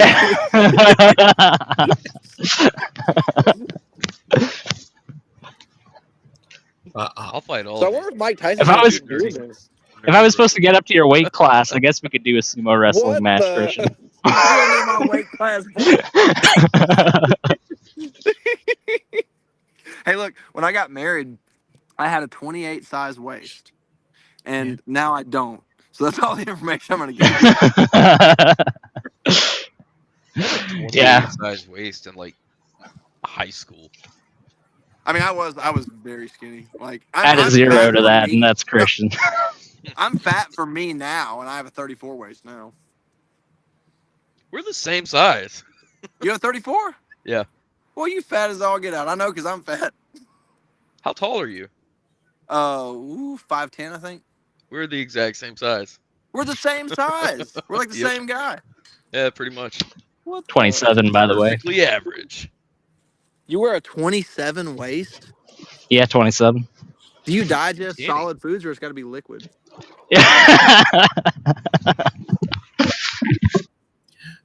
Oh, it's gonna be the Sesame Street show today. F is for friendship. Yeah, I feel like that's not what F is for. Oh, for funny? Those guys have certainly used the letter in the past. I don't remember it being friendship. Who did you ask? Oh, what do you think of that, Aiden? F is for friendship. It's gonna be the Sesame Street today. Well, I think F is for fire that burns down the whole town, and U is for uranium bombs, and N is for no survivor. Interesting. Yeah, that sounds like a lot of fun. No, yeah, 911 though. You know, the best time of your life is going to be, Christian, when you pick up the phone, try to dial 911, you're going to get nothing but a dial tone, boy. It's going to be the best time of your life, boy. We're abolishing the police. It's so funny. They're like, our neighborhoods are criminally under-policed. We have to fix this by abolishing the police. Living in the most militarized freaking country on the planet as far as the police is concerned. They're like, we're under policed. Oh my god, crime's out of control, even though it's been objectively falling off a freaking cliff for the last 30 years. I like living where I live. I never even see police. Hardly ever. Same here. My insurance is so high from speeding. There's just no crime here. I mean, there's a little bit, but it's like just not prevalent. I mean, I live near a train station, so there's like some homeless people that come by every once in a while, and every once in a while they'll like get into scuffles and stuff. That's about the extent of it. Mark, I thought you guys had Chaz. Yeah. The last time there was any kind of a police presence within visibility of my house was when I trespassed Skylar from my property. Freaking picked him up and threw him out of your house is what you did. Yeah, with your bare hand. Yes. That's right. No, it had to be done. I hate Freaking manhandled a guy that claimed he was an elite CIA agent. That's always pretty funny. Yeah, with his bare hands. Yeah. With his bare hands. Opposed to what, with gloves on? And then he ripped the car door off its hinges, throw him in the car, and put the door back on, and pick the car up and throw it. Right, Mark? With his bare hands. Yeah. Is that your kid I hear, Christian? Bubba Town say, with his bare hands. With his bare hands. Hey, Bubba. Don't hello. wear shorts. Brother Pike would say, it's not my style, it's not my way. What's he saying? Because the show ain't Oh, are you singing the song you wrote to Dad? Yeah, that's right. Oh, about his sword? That's right. That's right. Or the lack thereof. That's right. He doesn't wear no shorts. It's not his style. Dare I say, it's not his way. But what are they talking about? I don't know. It's up to you what they're talking about. Yeah, I don't know. Does your dad spend all the time talking to his phone instead of talking to you? I don't know. You're already well trained. You plead the fifth on that one. Yeah, he's gonna plead that fifth. Times have I just told you that I don't know about whatever? I believe it's been 3 times at this point. And don't say it again. Well, you quit being rude. I can do what I want. It's a free country. Not in your country. You live in Canada, boy. Oh, yeah, because you're so much freer over there. Where is Yeah, watch out for them moose-mounted police officers. Bubba, does your dad take up all the time on the tire swing when you want to go on there? What is your country anyway? It's a country up above yours. It's Canada. You ever heard of Canada? No. Yeah, no one has. Like up there? Yeah, that's the sky. Aiden used the orientation of up incorrectly. What he meant to say was north. Over there? Way over there. Yeah, way over there. Canada Ghost. Yeah, there's Canada right there behind the mailbox.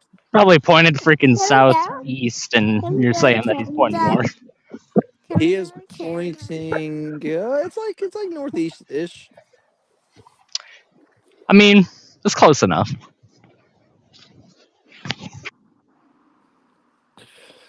Oh, I gotta get back to working on that book. I'm so excited. It's coming together. Dad, I'm cold. I'm good. Oh, That's is your so dad not creepy. paying the heating bill again this month? Really? Dad. Because no is the answer yet. Yeah. We're getting back. Dad, I'm cold. Put on a sweater. We have these 3 like yellow pumpkins on the porch. Like I don't even know how they got there because I didn't put them there. Oh, do they come with your Trump sign? No, we Yeah, got the them Trump from sign. Yeah, school. yeah. We got them from school. We got them from school. Making the enemies pay again.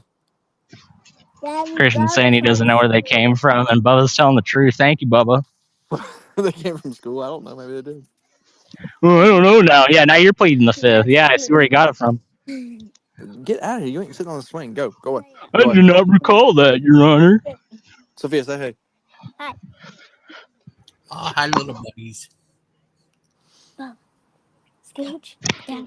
Scooch. Ah. Scooch over. Are you? Tell your dad to stop going on the And I'm tire swing so hungry. much. I'm not gonna do that. Oh. Oh. Does he put you on the tire swing? I ain't push nobody but me on the tire swing. Hey, we don't have a tire swing. Apple has one. You know that? You know, you could have your very own tire swing as soon as you make one, Bubs. Bye. Bye, Sammy. Bye, buddy. Have a good one. Sammy's just leaving. Say bye. Aw. Goodbye, buddy, now. Well, Have a good one, Bubs. Brother Mark. Have Of you ever been course. on a tire swing? What about I've been on a tire swing and pushed it so hard that I freaking wrapped the chain around it and fell on my head. Oh. Can I ask you something? What do you think of this, guys? Let me show you something. This, guys. They're on Mars. I already know. I'm going to presage the comment. Oh, he fell on his head. That explains a lot. I already see it in the comments. I know what you're about to do. Random YouTube peanut gallery. What about these guys? Brother Pike, been to Mars. Steven, he's funny. And everybody is. Look at Bruce. He's behind you hiding. What do you think of that, Aiden? I can't look at it right now. I'm walking Scooby. Oh. Sorry about that. I know I'm lame. I know I'm lame like that. Don't be a sad Lupin. Be a happy Lupin. Yeah. Hey, look.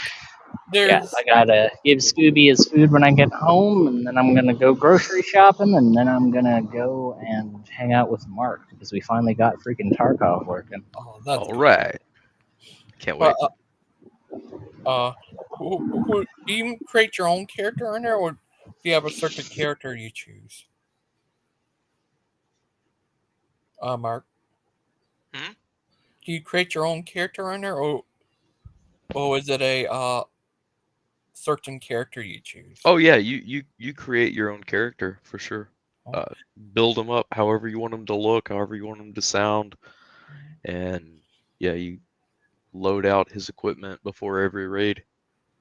Can you make Totally it look customizable. like Aiden? Probably not. Oh. What if? Oh, November thought March is next year. Oh no. But Brother Mark, would you like if they found a way you could put your picture in it and make it directly you? That'd be kind of weird. You could play as yourself in the game. Yeah. That'd blow your mind. That would blow my mind. And Aiden too.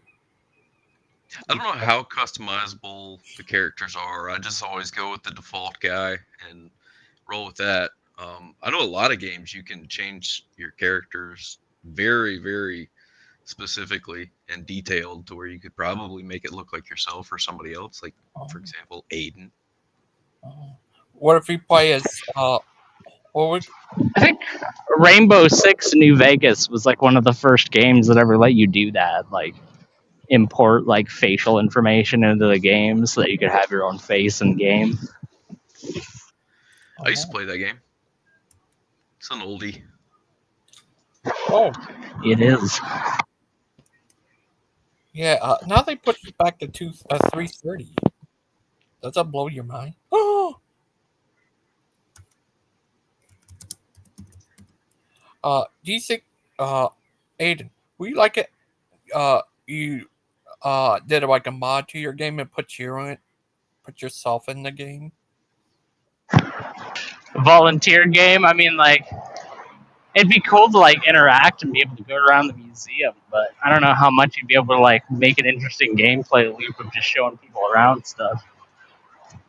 Oh, what if you had a game where you could choose from yourself, Mark, Pike, or Lupin, or Steven, or Dustin? I don't know. You know what I love? What I love about how like I volunteer and that's the only thing I do is it implies that Brianna's like making boatloads of money. Dude, I freaking wish I only wish I had enough money so that's all I had to worry about was just volunteer pursuits of things that I'm actually passionate about. But that ain't life, my friend. I'm living on my own source of income in this entire household, so we don't got enough for it to be a single payer kind of household. This ain't the 1950s anymore. Are you sure? I heard Brother Pike said that it might be your mom. Is that true? It was Brother Pike. Wow. All right. I always thought that it was Achilles, but yeah, that's where he got it. Finally. I know. No, I know. I'm just messing around. I'm glad that it's finally coming out that it was Brother Pike that started it all along. Yeah. Oh, the Pike Mark, guys. do you know what? The Pike verbs guys. Oh, do you guys know what Lupin called Christian Pike the other night? What's that? He said Christian, then take the P, put the D. Ain't that what he called him? Christian Dyke? Yeah. That was crazy. What do you think of that, Aiden? Didn't Dustin call him that? He called him feminine or something. Yeah, he did. Poor Bert. That was pretty funny. Christian Pike's a pretty manly man. Yeah, I don't get where he got that. I mean, he wears plaid shirts. Look at the guy; he's like a lumberjack. Yeah, it's true. He's as manly as they come. He does tile work and stuff. I mean, he doesn't do it well, but he does tile work. He doesn't even wear shorts. How manly is that? You don't even wear shorts. It's true. He's always wearing the pants. No matter the situation, he's wearing the pants. That's what men do. They wear the He pants. is and forevermore will be Professor Pants. Yeah, it was so funny. But Dustin said about it was on that one video of him on the tire swing. It was so weird that he said that about that. When I saw that, I see of a guy with a joy of a child. You think unlike Steven, he's not a poor, tortured soul like Steven?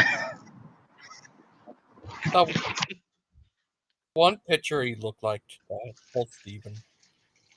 Just post Steven. What do you think of that, Mark? I'm making some coffee real quick. Hang on. Okay.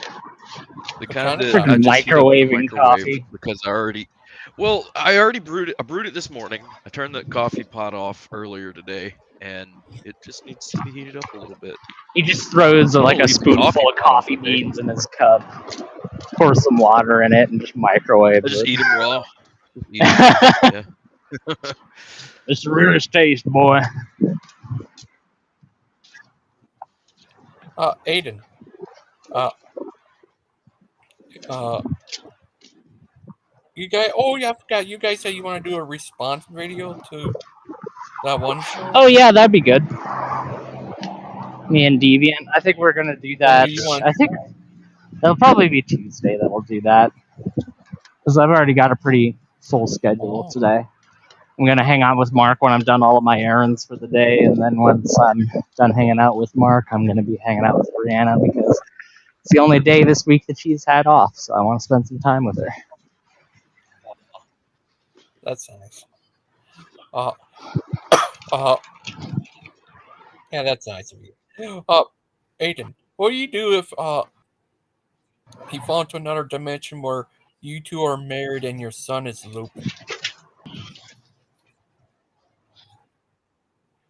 What would you do then? I would disown Lupin as soon as possible. Vie for the days of ancient where you could sell your child over.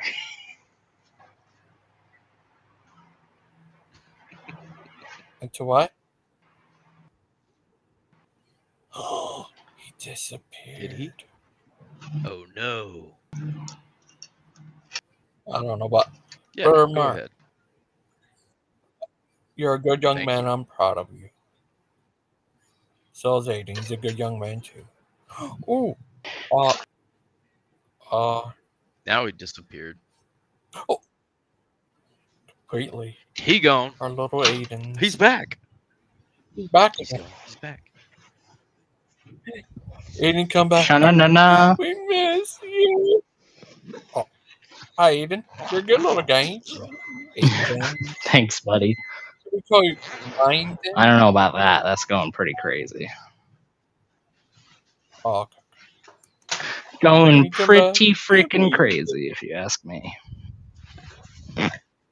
They didn't have that show last night. What happened to Joseph the Tech guy? Oh no, he was probably too drunk. He's Joseph Yeah, the Tech yeah. guy. He Joseph lives the in sloshed guy. He did sound drunk in that one video. Not gonna lie. This is a critical moment of importance for this channel. Better go have a couple of Mickeys and go on there.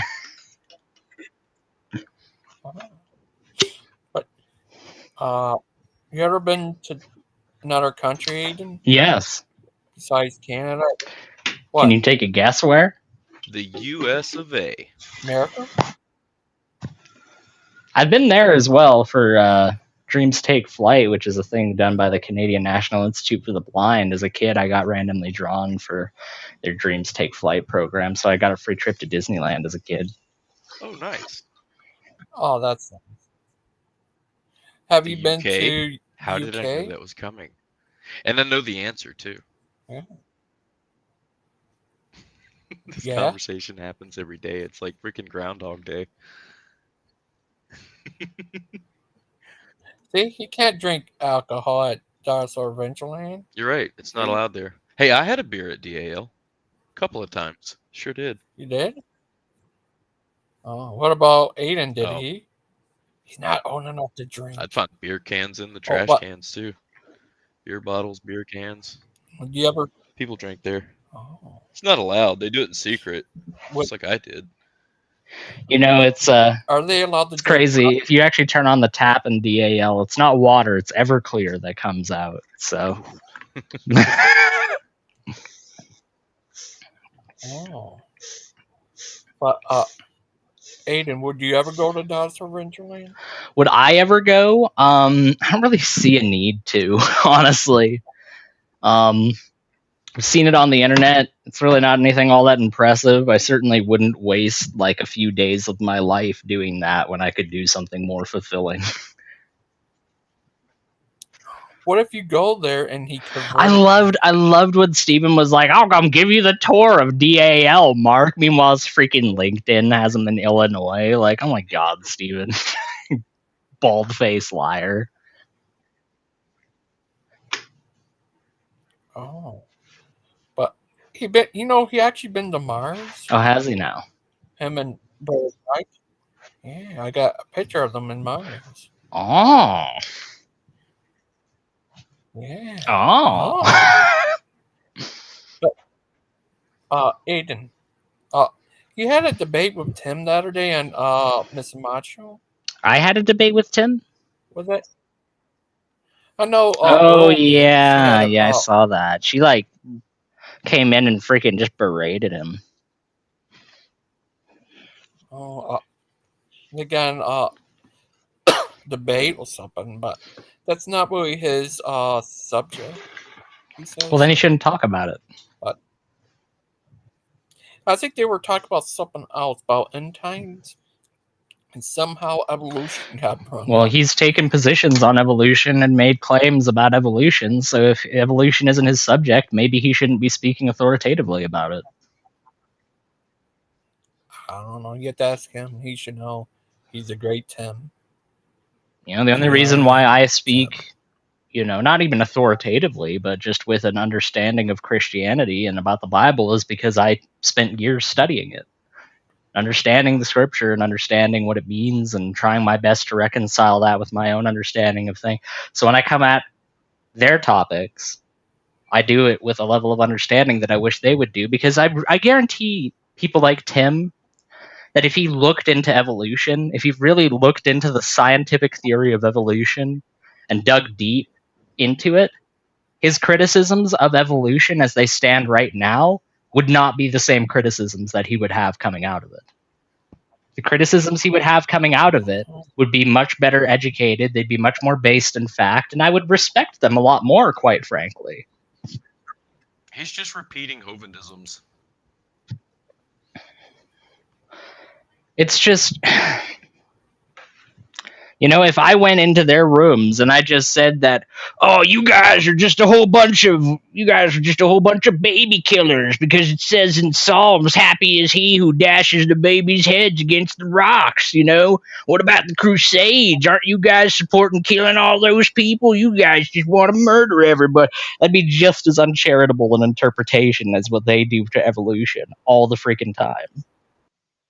Plenty of atheists do that. Plenty of atheists are out there arguing in bad faith because they haven't read the scripture, or they've only read just enough of it to be contrarian towards it. But you can do better than that. There's definitely better criticisms to be had on both sides, and the necessary ingredient to arrive at those better criticisms is research and study. What about Claude? Claude. Steve Lynn was allowed to drink and drag at DAL. What did he drag? I have no idea. No, I know. I know what he means. I'm just being silly. Tim had a debate with Kent the other day that he was happy about. Yeah, I saw that. I saw Tim's little exchange with Kent, and he had some Bible verses. Don't get me wrong. He didn't just have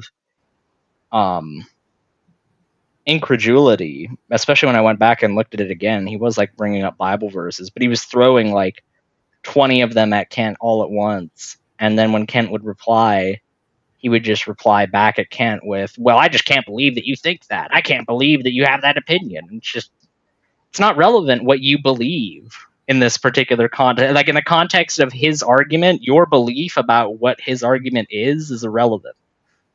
You shouldn't be focused on what your preconception of somebody's thoughts on the matter is. You should be focused on what their actual thoughts and opinions are.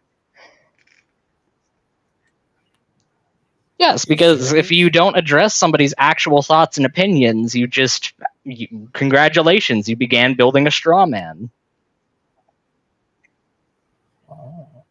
This is the reason why so many people use straw men in their argumentation, because they're not actually paying attention to what the other person is saying. They're throwing a few keywords into their lexicon, and they're already their preconceived understanding of things. And they spit out a counter argument off of that rather than actually listening to the content of what the person is saying to them. And I'm not saying that that's all that Tim does, but I do think Tim has definitely been guilty of that before in the past.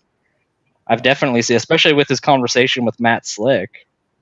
Like that one was very, very much so endemic of, well, I'm just going to wait until Matt says a certain thing, and then Steven's going to jump on him, and I'm going to join Steven. We're just going to dogpile this guy and treat him like crap, kick him out. What do you mean Tim strikes you as that guy? What guy? Yeah, that's a good question. Tim strikes you as that guy. What guy? Just that guy. That guy.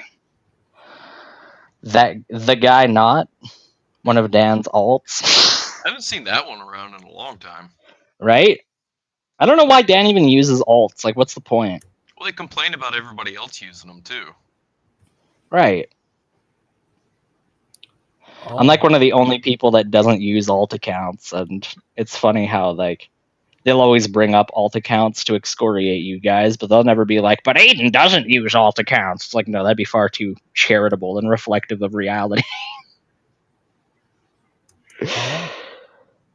I don't know. It's the same kind of thing. Yes, thanks to me. That's right. It's the same kind of thing that caused Dan to come into your show and be like, "Oh, all those atheists were just acting so awfully," and I came in and was like, "Yeah, well, what about how I acted? Like, what do you think about that?" "Oh, well, you were good, Aiden. You were a voice of reason. Big Bad Mama was good. They were a voice of reason." It's like, well, where the hell was that when you were talking about it just a minute ago? Phantom clarified his last statement. The guy that researches opinions or positions. Yeah, no, not that guy. No, I don't think that. I think that Tim is much more capable of. Not that guy. I think Tim is capable of doing it. I think he's capable of doing research. I think that if he opened himself up more to that kind of understanding of these ideas, I think he has certainly the intellectual capacity and the ability to be able to do deep, meaningful research. I mean, he puts his argumentation together based off of very thorough research into his worldview. But that's the problem, is that he does good research for his worldview, but I don't feel like he extends that same level of vigorous research for other opposing points of view. Like, he does way better research than the freaking Proverbs guys. Like, freaking Steven, when he pulled up a video to prove Joseph was real and didn't even freaking watch it beforehand. In that video. I know. I didn't even watch this, but Yeah. proof. Yeah. Wait, there's music in this? Oh, sorry about that. Oh, crap. It's ridiculous. Yeah, Tim, he's a smart guy. I like Tim. He's a nice young man, just like you.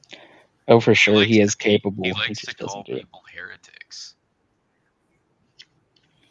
Great heretics. Yeah, first person I've heard like to call everyone that was Bruce. Everybody's a heretic. He calls everyone a heretic.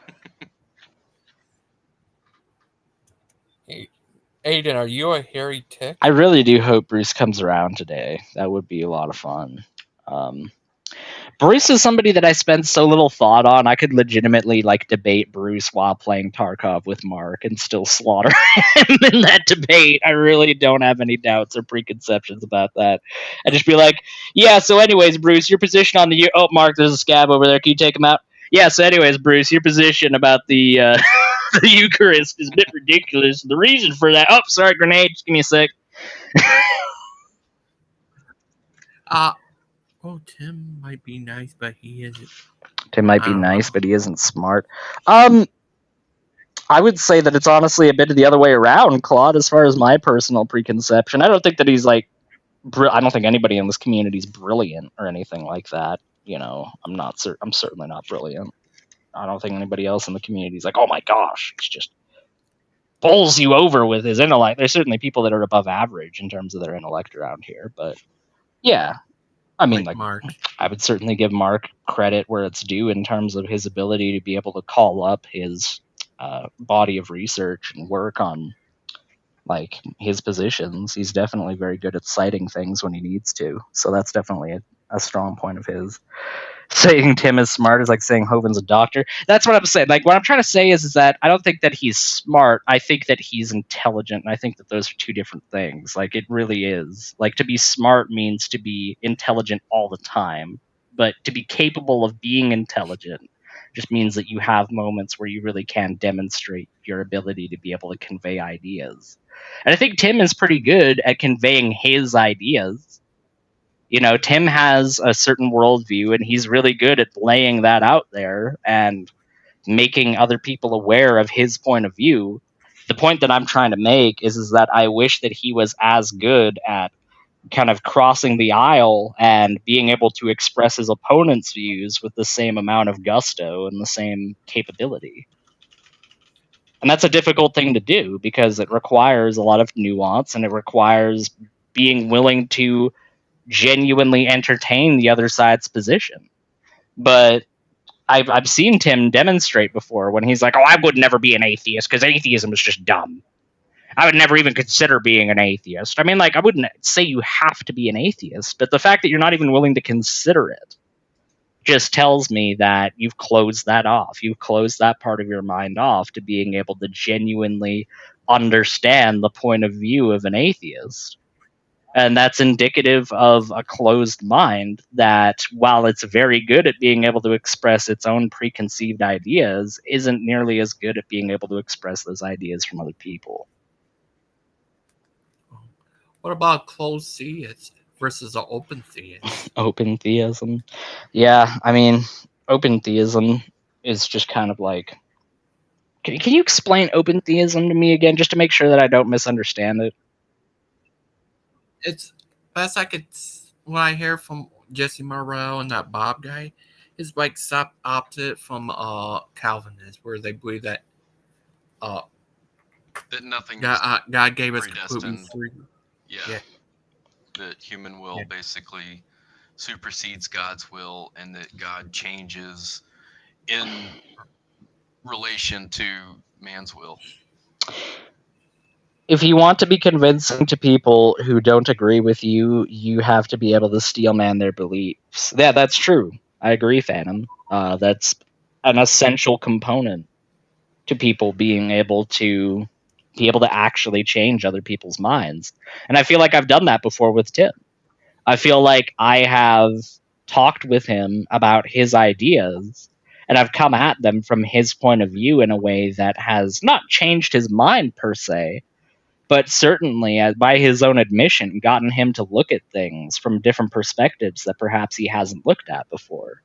And that's a very valuable thing to do, but I feel like while most people that engage in these kind of debate-esque kind of like dialogues, while they think in their minds that that's what they're trying to accomplish, I think that in reality, if that may be your intention, I think the actual outcome really is just to serve to reinforce the beliefs of the people who already believe that, or reinforce it for yourself.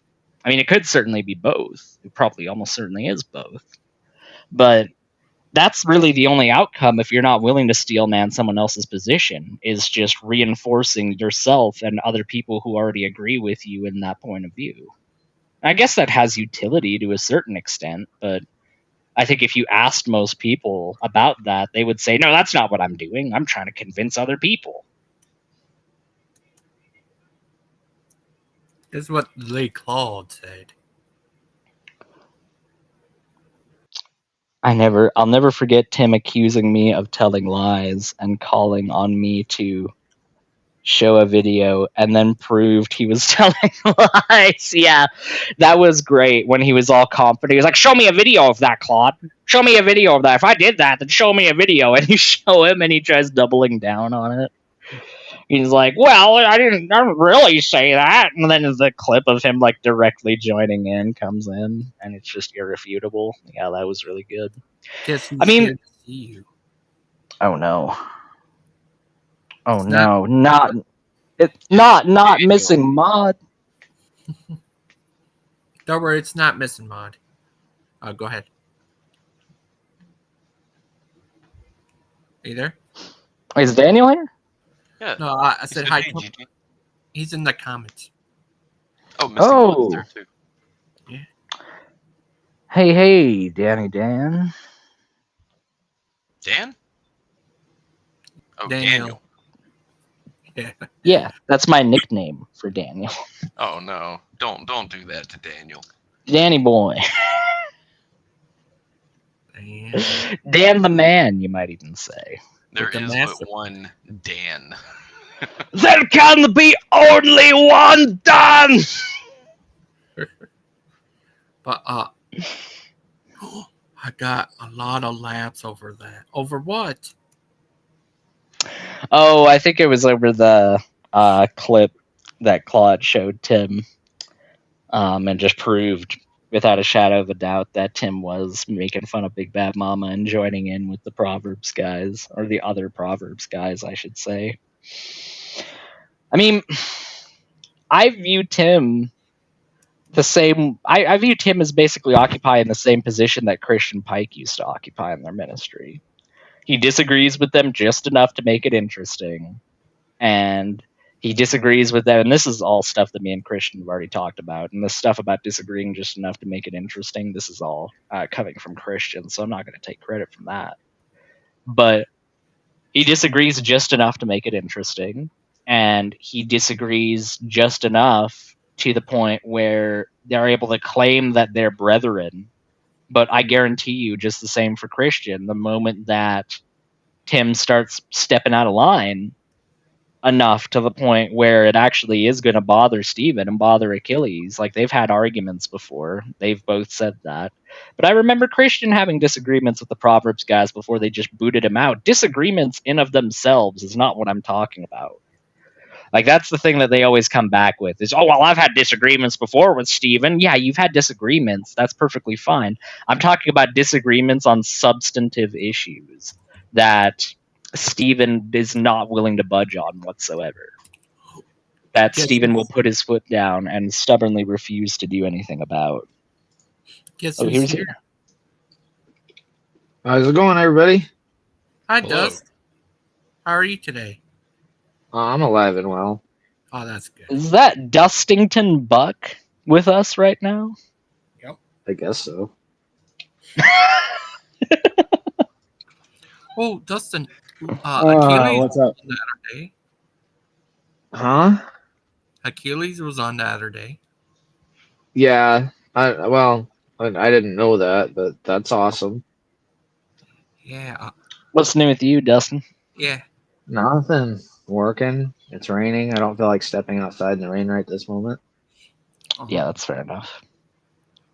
How cold is it where you're at? When it Here it's rains where I 51. am, when it rains where I am, it gets to about the 40s and just like below 50s. Like it stays between like 45 and 49. So it's actually kind of pleasant. Until you got to get in the rain, then it sucks. Oh, Yeah, sorry it's about okay. that. Does it ever turn to ice? Sometimes, but we're not in those years yet. In those months. January usually gets pretty cold. January into March, and then April starts warming back up again. Well, if I want to play February's some kinda Tarkov. chilly. Oh, sorry. I didn't mean to interrupt.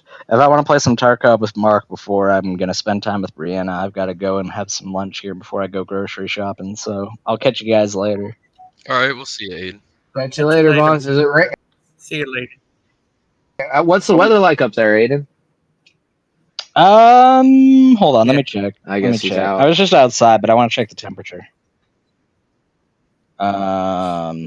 So it's 9 degrees right now, so it's pretty nice over here. What's 9 degrees in Fahrenheit? That's like what's that in Fahrenheit? That's like 45, maybe 45. Oh, you're Celsius. You're Celsius. Yeah. Copy that. Sorry about that. It does that for some reason. Wait, am I still here? You're Sorry still about here. that. Yeah, Dustin you're here. dropped out. Oh man, He always has problems with It Restream. doesn't- Like, it just Poor doesn't Dustin. work for him. It has much problem with StreamYard. He did get knocked out of there, but it was less problems there. That is weird. Is that weird? Didn't you use StreamYard the other day? Yeah, just once with Gotcha. missing mod in them. Man, I should have went out on my scooter today. It's like the last warm day of the year. Ooh, Aiden, could you ever run in a race against No, Achilles? with God, his no, dirt? no. Achilles' dirt bike would frickin' tear my scooter up without even trying. No, that I can really admit. I mean, Or like, if you both if I wanted like a hyper scooter or something like that, I don't really think that's like standing up on a deck is a very ideal position to be in when you're moving significantly fast. It's probably best to be seated in some way, shape, or form so that your body will crumple in a bit less of a emergency room providing situation when you crash into something. Wow. What do you think of that, Yeah, Mark? he's right. Would you like have by wheels? It's hovers. That would be cool. It'd be cool to have a hover bike, but at the same time, like, I don't know how stable is it would really be my first concern, because if it's if it's super stable, then yeah, that'd be awesome. If it was like Back to the Future level where you can like zip around on it and like, it's able to stay like almost like completely stable the entire time, then yeah, that'd be freaking awesome. Yeah, it'll also be like in Star Wars, those things they fly around on. Yeah, like the speeders and stuff. Yeah. Yeah. I feel like the best of both worlds is if there was like a little adjustable knob on it that could like make it so it was more like sensitive to movements. Like if you wanted it to be nice and stable, then you could have it that way. But then if you wanted it to be more like, I don't know, like maneuverable, so to speak, then you'd be able to adjust it that way. I think like that would be like the best of both worlds there. More like dusted. Sport mode. Yeah, exactly. Oh. Exactly. And you wouldn't have to worry about sliding on ice or snow. Man, I should have done my scooter today. That's too bad. Would you like that, Aiden? You wouldn't have to worry about getting stuck in the mud or snow or anything. Yeah, that would be pretty nice. Yeah, my scooter's not charged enough that I'd be able to charge it in time to be able to enjoy it today. That's too bad. But, no, it is what it is. I mean, like, I rode the thing for freaking 1,700 kilometers this year, so how many is that in miles? That's like 1,200 miles or something like that. So I got plenty of use out of the thing. Enjoyed it quite a bit, and I'll be sure to enjoy it again just as much next year. But wow, thought about building myself a scooter. I think that'd be more fun than just buying one outright. I like to build things. Yeah, that's yeah, just you me. build them with your bare hands. You don't need hammers. You just punched it. Just punches everything into place. Like Popeye. That's right. Guess who's here? Is it Dustin Butt? Oh, it's Deviant. Deviant Kettle. Yay! Yeah, how's the name scheme gonna work once you guys are married? That's a good question. Is it gonna be Soot? Is it gonna be Soot Outcast, Deviant Kettle? Something like that. We'll see. We'll come up with something. I think Deviant Kettle is pretty good. Deviant Kettle sounds pretty good, I have to say. I mean, I can't really claim to be an outcast anymore, can I?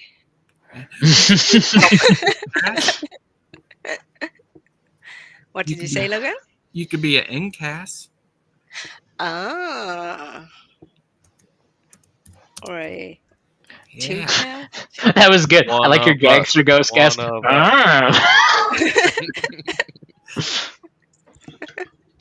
you could be an Hey, there's a big bad mama in the comments. Wee! Big bad mama.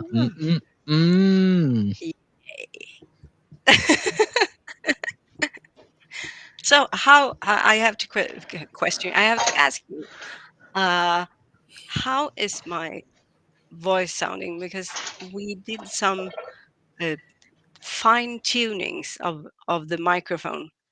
Because it sounded good. Oh, yeah, good. Sounds great. Good.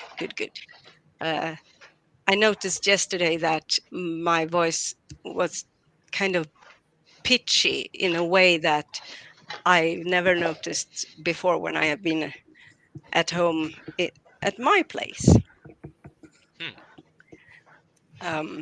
And I thought Maybe it it was sounded because you were bitchy. No, sick. I'm just joking. I'm joking. It was too easy. I'm sorry. I know, I know. It's okay. I thought it was funny. Oh, Miss Outcast. Aiden said he could do that show Tuesday. Oh, awesome. Oh my. Yeah. Do you hear Deviant Outcast lately? She sounds all like chipper and happy and like she's like got a good spin on life right now and things are finally looking up for her. I mean, Deviant, what the heck? We're atheists. We're supposed to be miserable. Like, how the heck are we supposed to fulfill the stereotype that Christians have for us if you're just gonna be, oh, I'm happy all the time. Look at me, guys. Oh, Christian Pike? Is that what he says about you? A second. Deviant needs a second. Deviant, you're supposed to be miserable like me. What the heck? You're not terrified all the time. Why don't you hate everyone else like I do? Don't you need Magic Man to be happy with your existence like me? You're supposed to be on our side. Who do you think is going to convert you faster, Deviant? Do you think it's going to be Dan or Bruce? Oh, that's a hard one. I mean, if I did convert, I would suddenly believe in hell. Why? I don't know. I mean, convert to something I like think they I do. know. I think I know. Shit. I'm sneaking suspicious. Yeah, what Brother Pike said the other day makes perfect sense.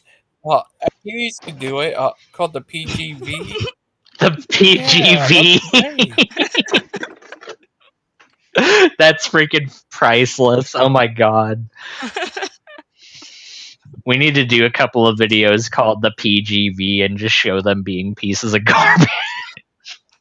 Just clips of them just being unremittent pieces of garbage. That'd be lovely. Oh, that would be awesome. Yeah, Achilles could be the one who interprets it into English. That'd be great. Would be. I mean, it would be a hard job for anyone to do. Oh, speaking of guys that are content with their life and aren't miserable, that Achilles guy. Am I right? I'm sorry. I'll calm down. I'll simmer on down. You get a hold of yourself, man. But I don't want to, though. I know. It's You know what? You know what all the best times of my life were, Deviant? All the best times I had in my life were when I had a hold of myself. That was always... Well, in the moment, maybe not, but afterwards. It could be other things that were involved. Never mind. Like demons. Yes. They're all, oh no! Something very, very rare happened yesterday, which is it's the second time in my life we had a Jehovah's Witness come knock on the door. Oh my goodness. Mm-hmm. Yeah, it was quite not scary, but felt very uncomfortable when you see like the expression on the face. It's like a mixture of someone acting like kind and kind of not withdrawn, but subservient or meek, but the eyes are just not there. Yeah, the eyes have like this very thin layer of brightness and light, but then if you Yeah. just look ever so slightly behind that veil, you just see a pit of incredibly deep, swallowing, soul-crushing darkness right underneath it. Exactly. Exactly. Did they Yep. tell you the world Yeah. was about to end? No, actually not. We talked about a bit about Egypt. Oh, nice. That's good. That's good. Um, What's the word for Egypt in Swedish? Egypten. What's that, sorry? Egypten. Egyptian? Oh my goodness. Egypten. Egyptian. What a silly language. Nej, det är det inte alls det. Det är ett väldigt bra språk. Man kan uttrycka sig med många ord. Till skillnad från alla andra språk som bara har ett ord. Eller möjligtvis 2, kanske 3. Egyptian. So Hey Mark, your sound is kind of low. Are you far away? I mean, you are far away, but Yeah, I'm all the way out here in Walla Walla, Washington. No, I just have my mic kind of far away from my mouth. oh, don't do that. We want you here. I'm here. Good. Good. Oh. No, but he was very. We talked about the Exodus, or I did, and just the fact that he kind of he looked at me as if he was following what I was saying. If he had just, like, as Aidan said, on the surface level. But when you know who you are talking with, or not just go on the premonition, not premonition, the presupposition, maybe. Yeah. That the other one is going to listen, and it's going to be a two-way thing. When you don't come in with it in that way, you suddenly realize that he did not, in fact, listen at all. To a single thing that you said. No, and it became very, very clear when. So I mentioned the number of people in Egypt at the time and the number of slaves that are mentioned, and how that kind of doesn't really add up. Mm-hmm. And his answer to that was first that he had a good answer to it, and then he asked how many people were there in Egypt, and I had just that was like the last thing I said. It was like, okay, you're standing like 2 feet away from me, and you didn't hear a single thing. You're looking at my face as I'm talking to you. You didn't hear a single thing I said. You know what you should have done? No, what? You should have finished your statement, and then you should have been like, could you provide a 30-second summarization of what I just said to you? That's the perfect way of always being able to tell if somebody was listening to you or not, is just based on how much they bumble and mumble and stumble their way through, like, you mentioned there was like a pyramid, and there's the guy, and they built the pyramid, and then they left the place, and like there was people. Very much so. It's like Jordan B. Peterson. He's such a verbose, and you know it's bad when I'm calling somebody verbose. but Jordan B. Peterson is just the most flibbity hibbity bibbity. I'm just gonna say 83 different words that actually come back to mean nothing whatsoever about anything. Like, he does these interviews with people, and he'll talk about like the concept of the conceptual reality that is the zygote that is facilitated within the membrane of one's thoughts. You know, if you think about the rotation of that membrane through the spatial notation of the Euclidean dialectic, you'll actually come out and find that that Euclidean dialectic has reformed into what might be considered more of a Jungian kind of approach to the reality of that particular situation. You're just like, what? What did you just say? What just came out of your mouth? Every time that he ever does an interview, it's always like that, and the person is always sitting there and just bumble-headedly just go, yeah, Yep. They don't even. He doesn't even give them the space to be able to affirm it with a yes. They literally just have to grunt their affirmation. It's like, yep, That's basically all they're able to do in response to Jordan the entire time. But just once, I desperately want Jordan to finish one of his gobbledygook-ridden fucking statements and be like, so yeah, anyways, could you summarize what I just said? Just watch. Oh, it would be so good. It would be so good. I hate watching that guy so much, but I would watch every moment of that. Oh. Do you set a date yet? It can't be somebody neutral like Joe Rogan either. It can't be somebody that's neutral. It has to be one of his like sycophants as well. That'll make it so much better. I'm sorry. Go ahead, TV. No, I just answered Gangster Ghost. No, we have not set a date. Will Aiden be your flower girl, and Aiden and Mark can be your best man, and I can marry you, and Oh, Logan What? for minister. Oh my gosh, that would be so great. That would be so great. I will only be Deviant's flower girl if I'm able to dress up as like a giant flower for the occasion.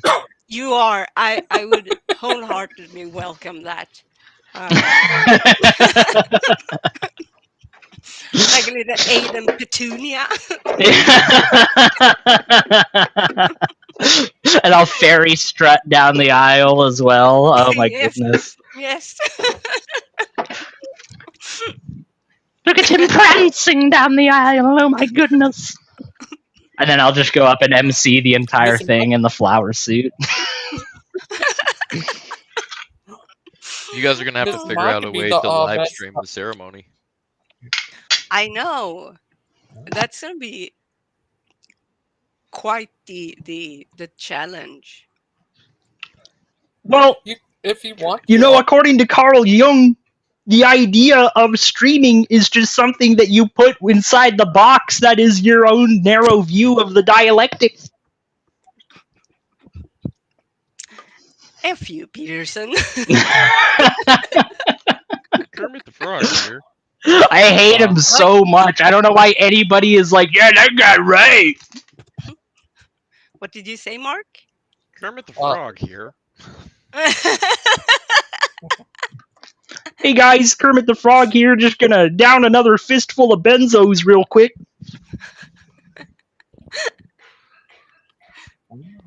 if you guys needed to, you could always stream it on here if you want.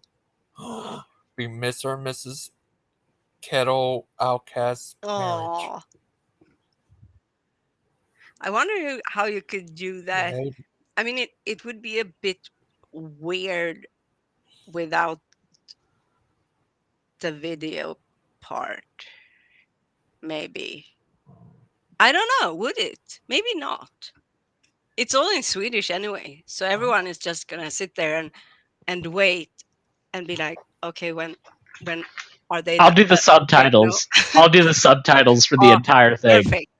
Perfect. I'll make sure that I'll make sure that I accurately capture exactly what is being said. Sure. No, you can trust me. You're in good hands. You're in good hands. You do know that I know your language. So you can't trick me.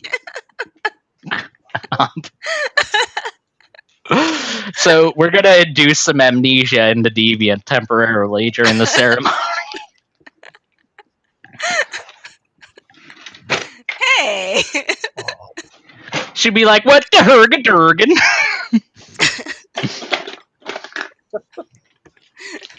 Everyone's looking at me funny afterwards. Well, you can't really look at me, but or I can't look at you either. But still, I'm gonna feel the like sideways looks through the internet. That's Like, right. Okay, what happened? This is just for the rest of my life now. Okay, yeah, sure. Right at the conclusion of the ceremony, the second Tower of Babel has been completed, and everyone just starts speaking random languages to each other. You look at Soot, and he's like, "Gondwan, bashi gonwaigon." Hey, don't mess with my language, Centra. It has a hard time as it is. I mean, sometimes I just, when I can't come up with the word, or I can, but my brain doesn't feel like working on it at all. It just says the word that comes into my head first. Oh. Yeah, you have to be on the ball when you speak to me, because I'm sure isn't.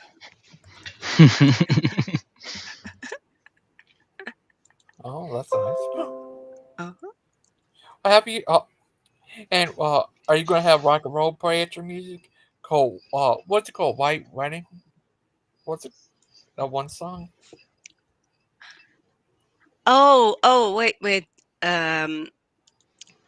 No, wait. White. Of course, it's a white wedding. There's nobody else in Sweden but white people. I mean, it was that song. That is so not true, Aiden. I know. Good, because I was actually confronted by someone. Sure, it was on YouTube, but still, who are like, what's it called? The opposite of diverse. It's Israel. Look, Wesley spoke the vision last night. Oh no! But Ooh.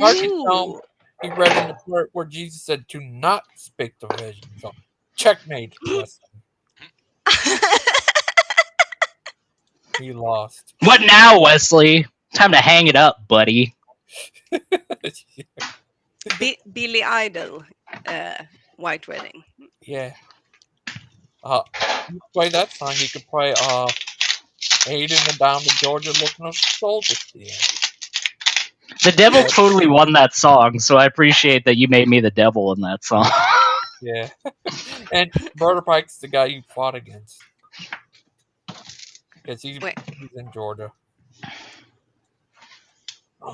Yeah, I really want Pike to not even just dedicate, but make the book title dedicated to the devil. I think that would be really nice. Wow. And I mean, just imagine if you're thinking like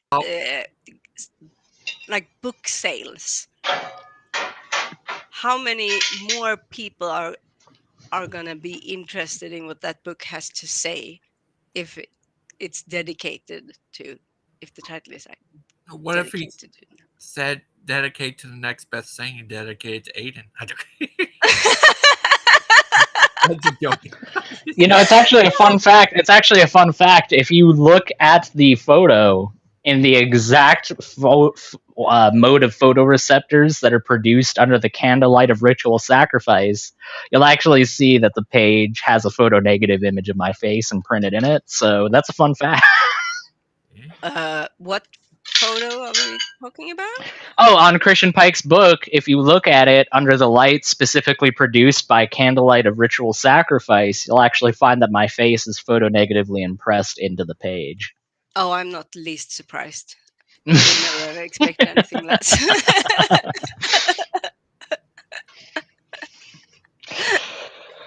I try to leave a good impression, you know? Yeah, we all try. Not all Well, of some us of us try succeed. harder than others, you know. Yeah. Lupin.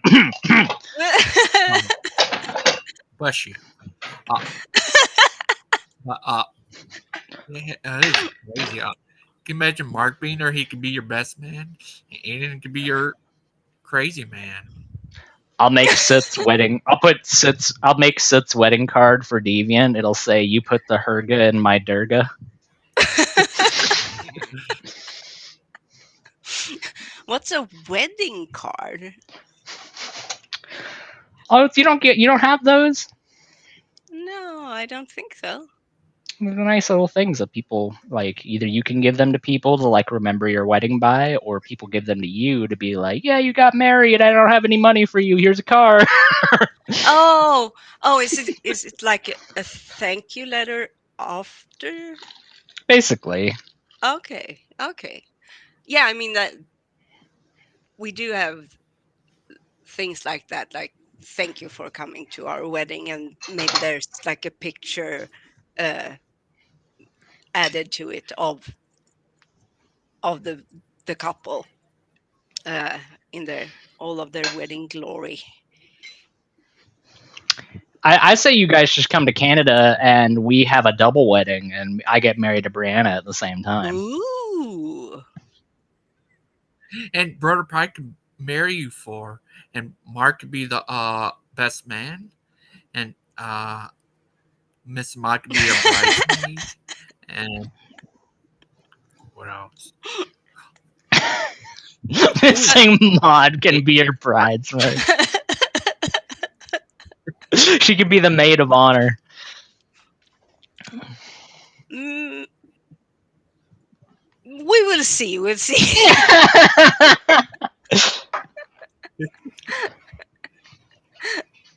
I'll tell you who deserves to be a bridesmaid. They're faithful to Jesus. Oh. She's a very nice young lady. She is. She really is. I haven't seen And her around in a while. I hope she's doing. I know. Me Same neither. here. She joined on one of Pike's teachings, but it starts to be a while back. I can't remember if maybe it was still in the summer. Anyways, I do actually have to go and eat my lunch. I said I was going to go like half an hour ago, so I'll talk to you guys later. Talk to you later. Tuesday. He disappeared. Yeah, he said Tuesday. Yeah, good. Just so I After know. that, I think Big Bad Mama want to do a response to Noah's Ark thing. Oh, yeah, right. Oh, yes. He said he was interested. I think that will be very, very good. And Mark, he can do the response to Peter Ruckman's saying that Calvinism is heresy. Right, Mark? See? He agrees. Yeah, Sorry, here's I a was video. reading something. Peter Ruckman saying that preterism is heresy. Okay. That Marky Mark and the Bernie cute. Bunch. I mean, I would say everyone who's if someone who is not a preterist says preterism is heresy, the same goes the other direction. So at the end, you're just going to have two people calling each other heretics. You're a heretic. And No, you're a heretic. No, you're a heretic. No, you're. Same thing about Calvinism. Yeah. Yeah. Oh, what if Daniel did a response to the Theotokos? That's up to him.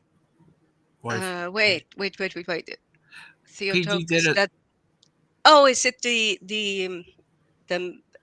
Mary, Yeah, Mother Mary? yeah. Well, what if they could do a debate, him versus Tim, over the Theotokos? What if that? Oh. And Mark could be the moderator. So Mark would actually be a very good moderator because Maybe. he's. Well, yeah, you would. If you took on that role, I don't think for a second that your conscience would allow you to, like, I don't know, be unbiased be biased in an unfair way, not allow it to be unbiased. People shouldn't listen to me. I'm just saying that. Oh, sorry. Well, It's thank you. okay. Yeah, that would. I would like to talk to Achilles about that. He Take can that make as a compliment. It was a compliment. Yeah, he can make a PGV. Well, have to be him because he's expert in Greek, I guess. Yeah, and he could do that. We could call it the PGV. The PLV.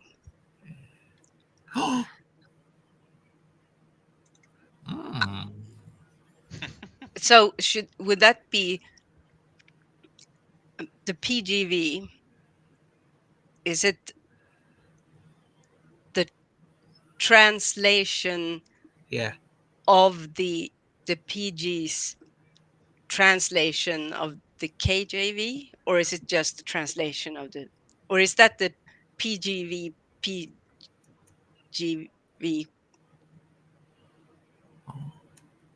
Too many acronyms. Too many. not I sure. agree.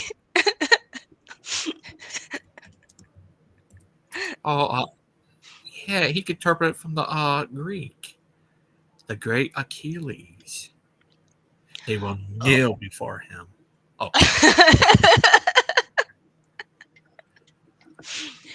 Maybe he can translate it from PG speak to Greek. Yeah, or Greek to English, or Greek to Swedish, or Greek to, I don't know. Yeah, I'm gonna ask him about that. Yeah, I'm not sure. I think Achilles' Swedish is about as good as my Greek, which is to say, not good at all, or even not existing at all, because I don't know any Greek. Well, I mean, of course, a couple of like archaic Greek or classical Greek words that we all know and use, even though we don't think about it.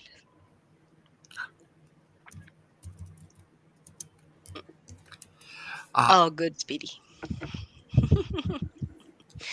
Hey, Mark, what are you reading? Lots of stuff.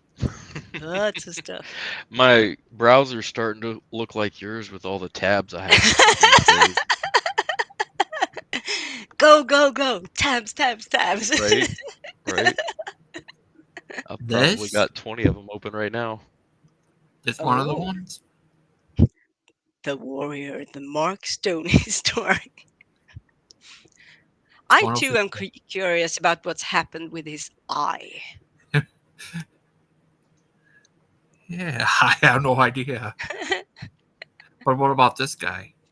Oh, I mean, he's almost as creepy on that picture as he is in reality. I think the real life version is actually creepier. Oh, this is what Phantom said. Achilles could translate to English, then Deviant translate to Swedish. You know, that's not a bad idea. I did used to work as a translator, and if I hadn't been in retirement, that was my plan to start doing on full time, because it's actually really, really fun to do translations. A bit too fun, if I'm honest, because when you go up, you work from home, and you start working while still having breakfast, and then like 10, 11, 12 hours later, you start realizing that things aren't moving as quickly in your head, and you're starting to have more and more issues coming up with a suitable translation. And then you realize, oh right, I have not eaten since I had my breakfast, because I've had too much fun working.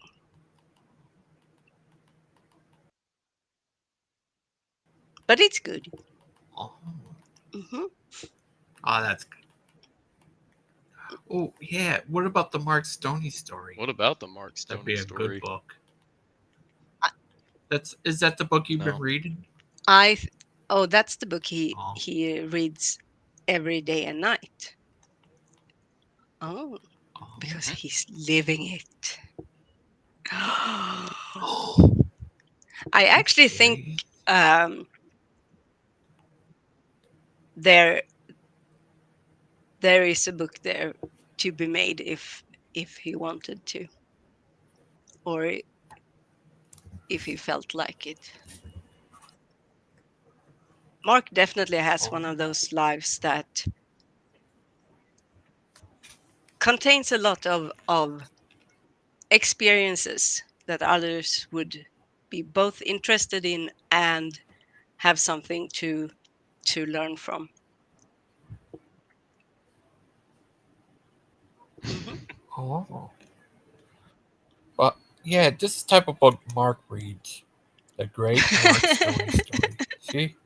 I don't know what happened to his eye.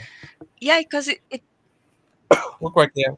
yeah, it doesn't really look like he's got a black eye. It looks like he has like glasses and then some green pudding or something stuck to his face. Yeah. Is that what happened, Mark? That's exactly what happened. I forgot about it until she Bugsy, my brought it child. up. Yep. I thought I could live the rest of my life without that trauma. No. No, I'm so sorry. Poor guy. That's when he I have became now re-traumatized him. No. the Jesuit priest Mark. Bugsy, my child. Who's dragging Kent along in his hair. That dang picture.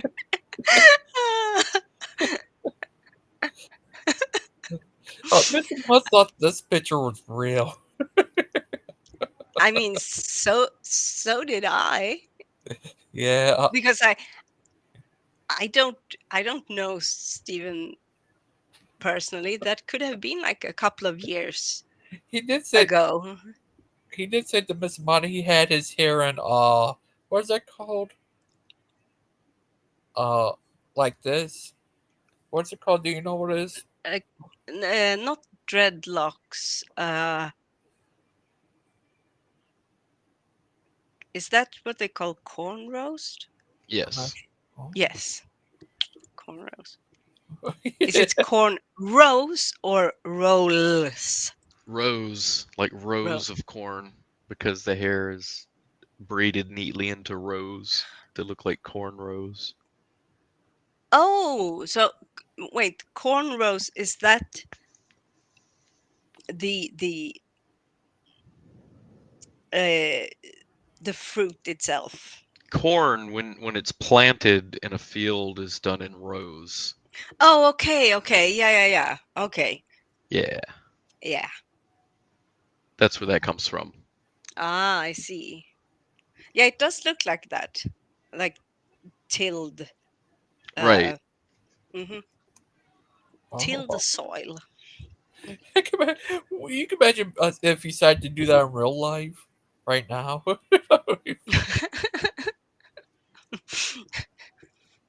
He is gangster Steve. I wonder if Steven's next step then could be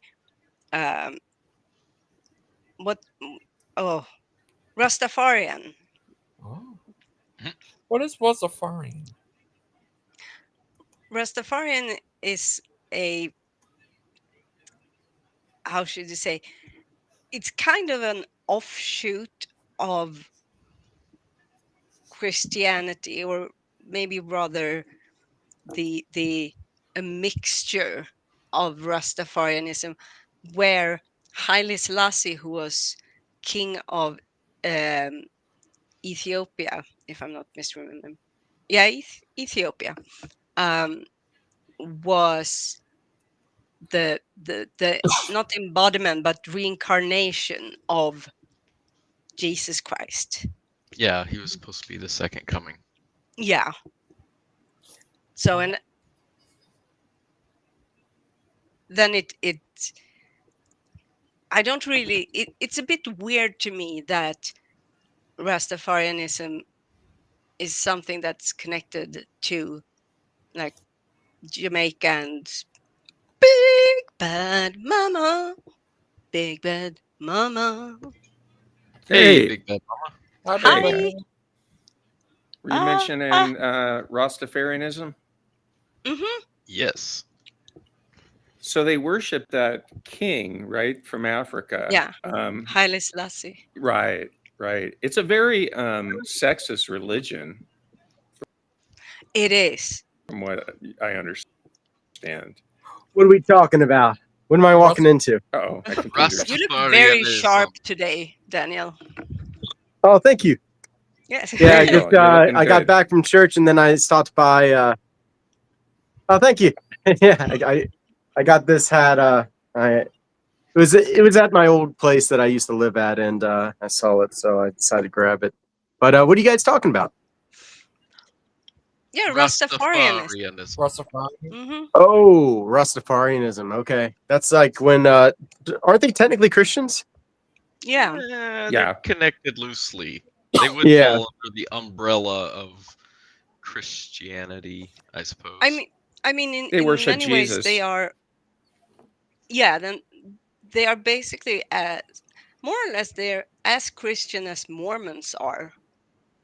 Mormons might even be even further away from regular Christianity or Christianity, because they have their own book, the Book of Mormon, that they follow. Oh yeah.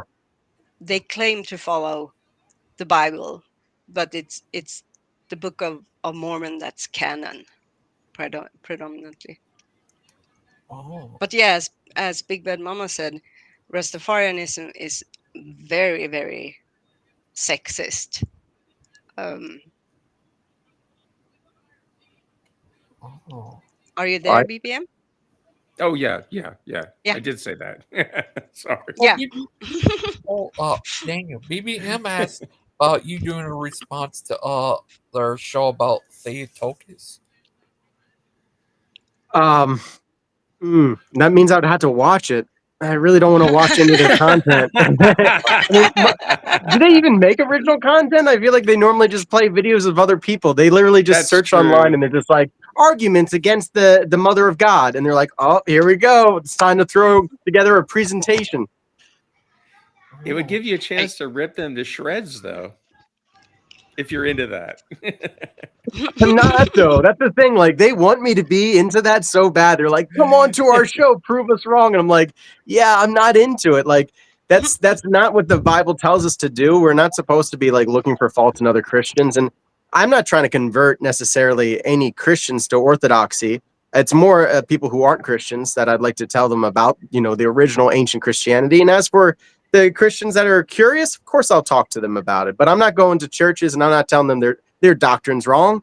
That's not what the Bible calls us to do. But you would do it on this standing channel. out. You wouldn't go Sorry. on the PG's channel. You would do it right here on this channel. And so they wouldn't even be there. Otherwise, they're spreading misinformation, and nobody is standing up against their misinformation. But anyway, I When you thought it put would it be a that good way, show. I might be down for that. If you guys played it and I was here, I would certainly put my 2 cents in. Awesome. Awesome. Cool. Okay.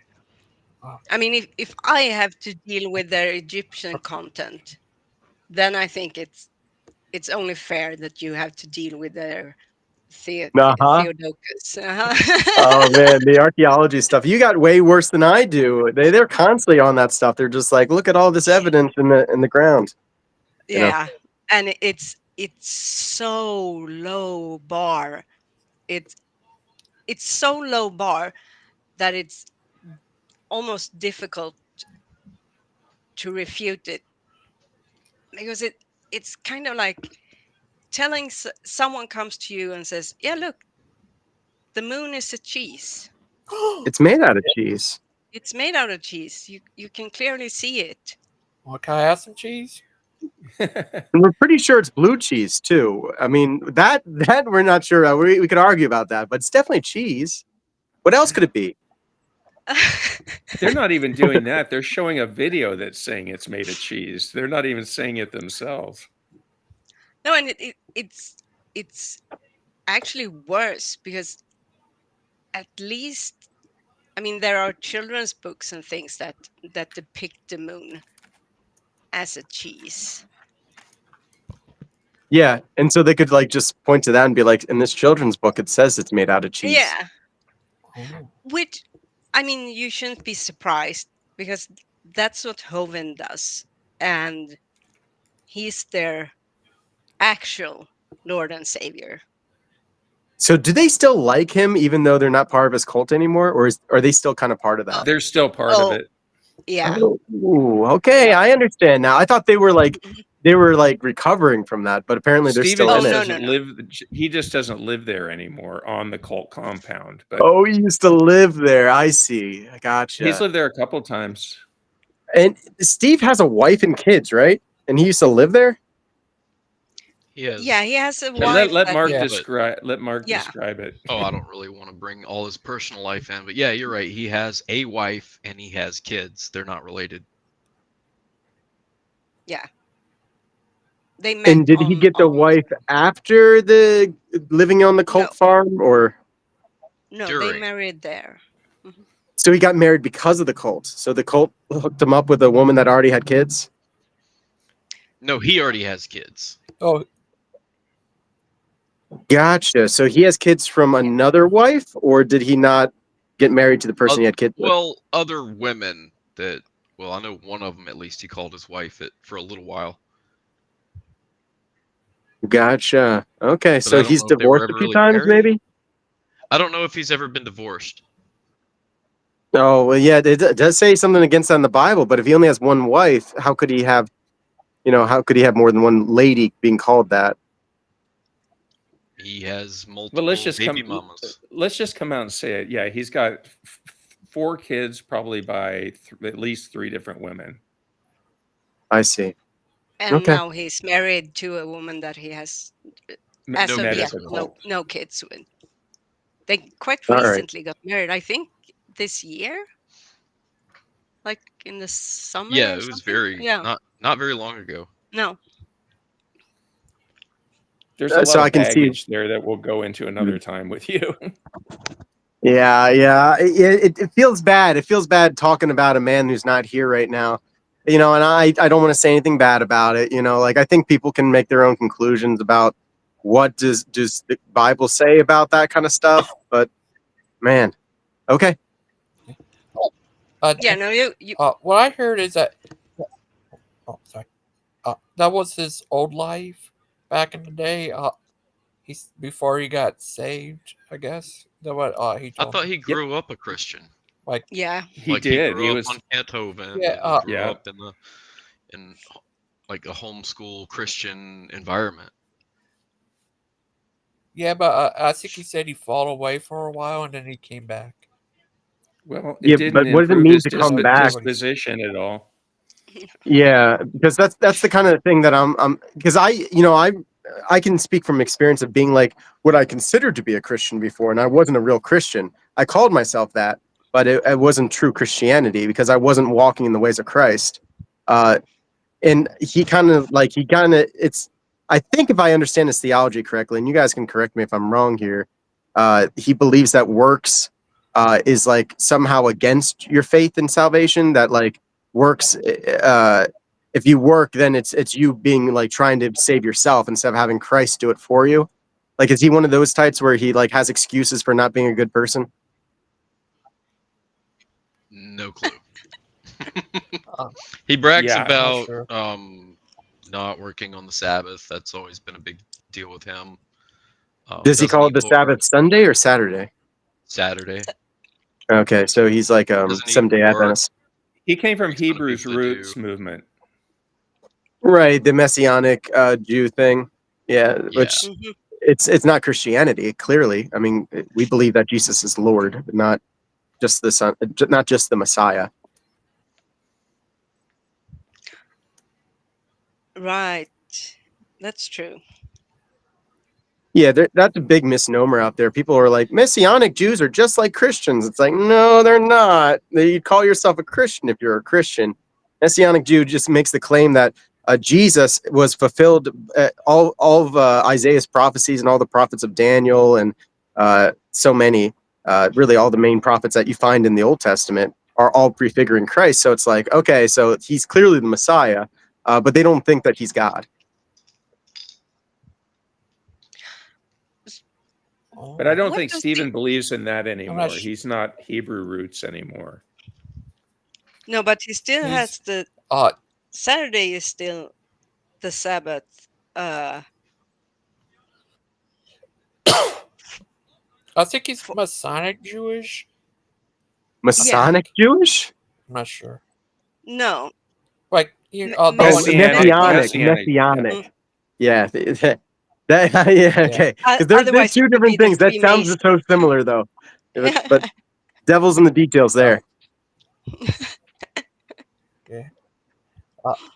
He's Hebrew on his dad's side and Bass a Costco. Yeah, I know. I knocked him on that one time because he was just like, I'm Jewish, do. And I'm like, you know what? I'm actually more Jewish than you because it comes from my mom's side. You know how rabbinic law works. And he's just like, Yeah. he got all mad. Oh. Yeah, I have Oh. reflected on that fact as well, though I haven't spoken to him about it because,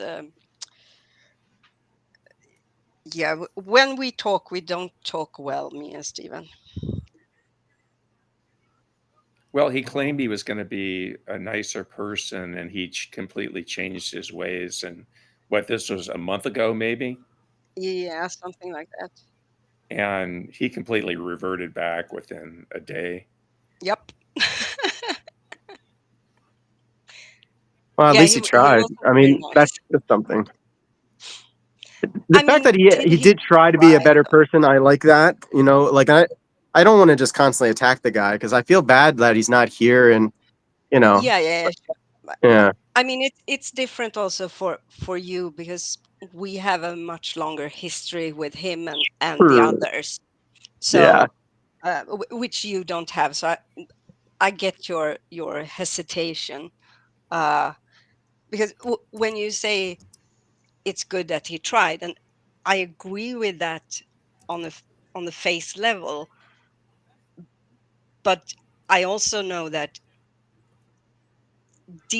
my question becomes, did he really try? Yeah, he didn't Because try. No, of course not. He no, didn't try at and all. it's very typical to him to say something like, oh, we're not going to ban anyone anymore, everyone's been unbanned, and then they block you before you are even there. And okay, so it's more like a no, I'm not going to hit you in the face if you come close. No, no You can hands, tell no me. hands. Have Yeah, you ever and heard then that like before? When smack. someone's just like, "Hey, did you do this?" and they're like, they're waiting a bit of a pause, maybe 5 seconds, and then you can tell me, right? I'm not going to be mad at you if you tell me. That's a trap. That means do Yep. not tell them if you value your safety. Right. No, it's very much like that.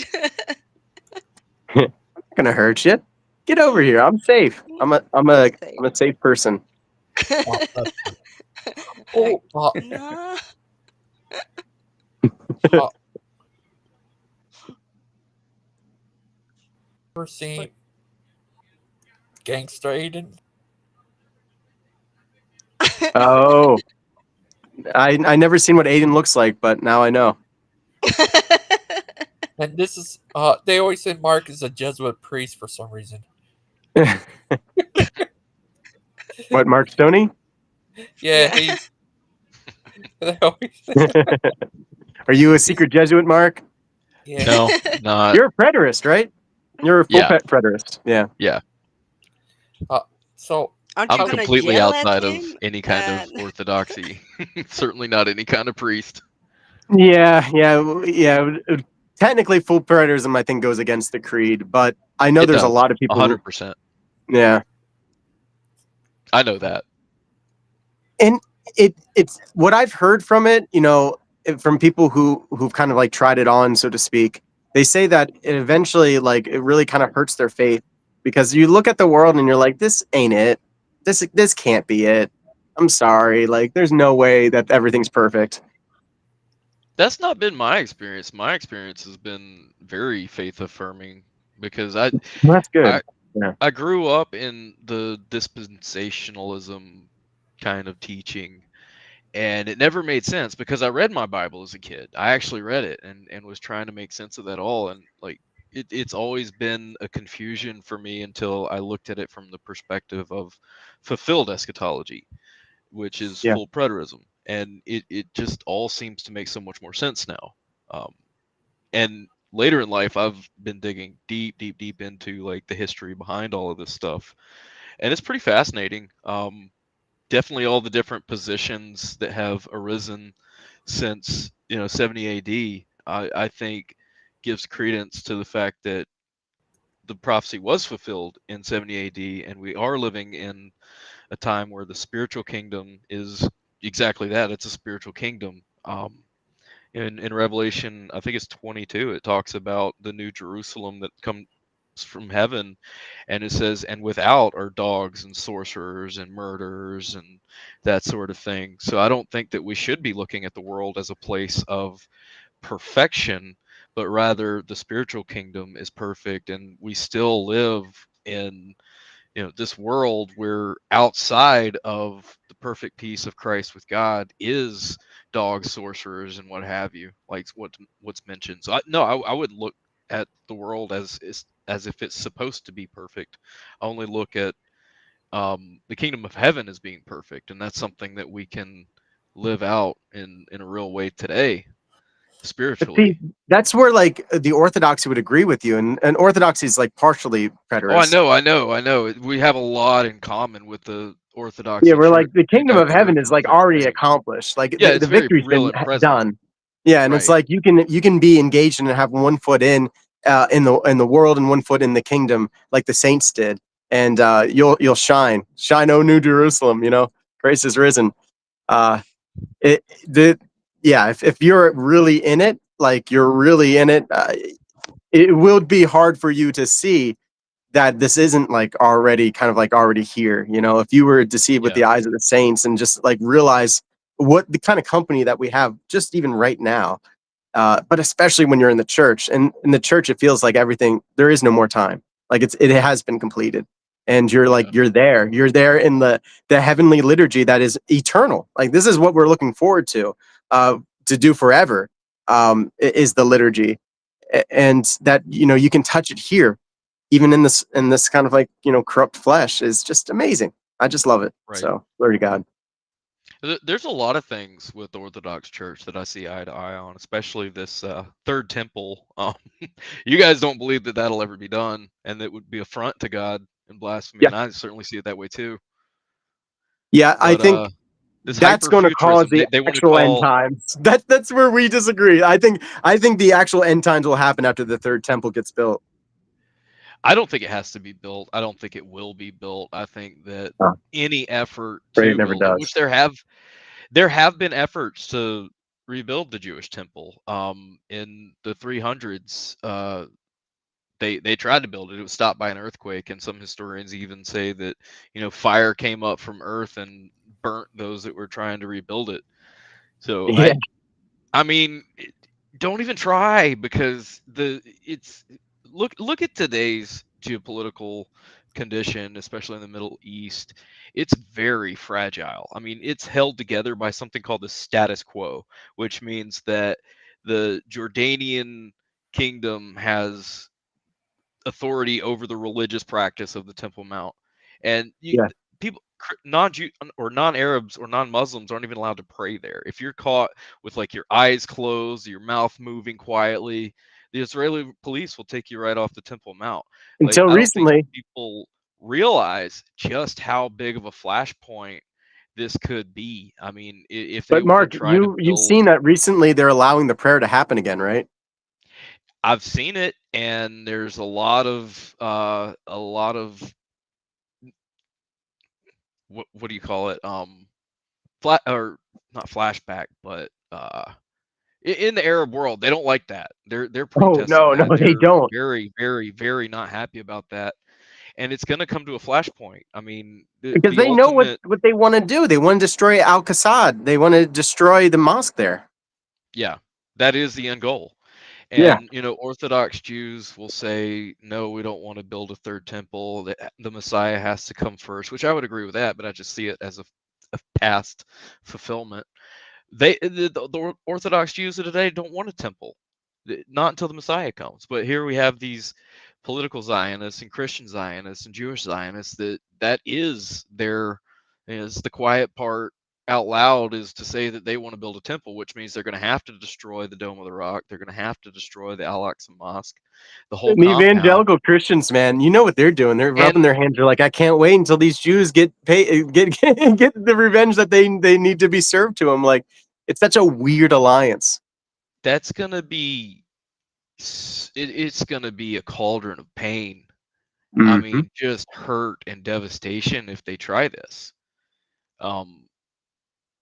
Nobody wins. It's terrible to wish this on humanity. It's a terrible thing, because that would invoke a global war. I mean, there's just no way around it.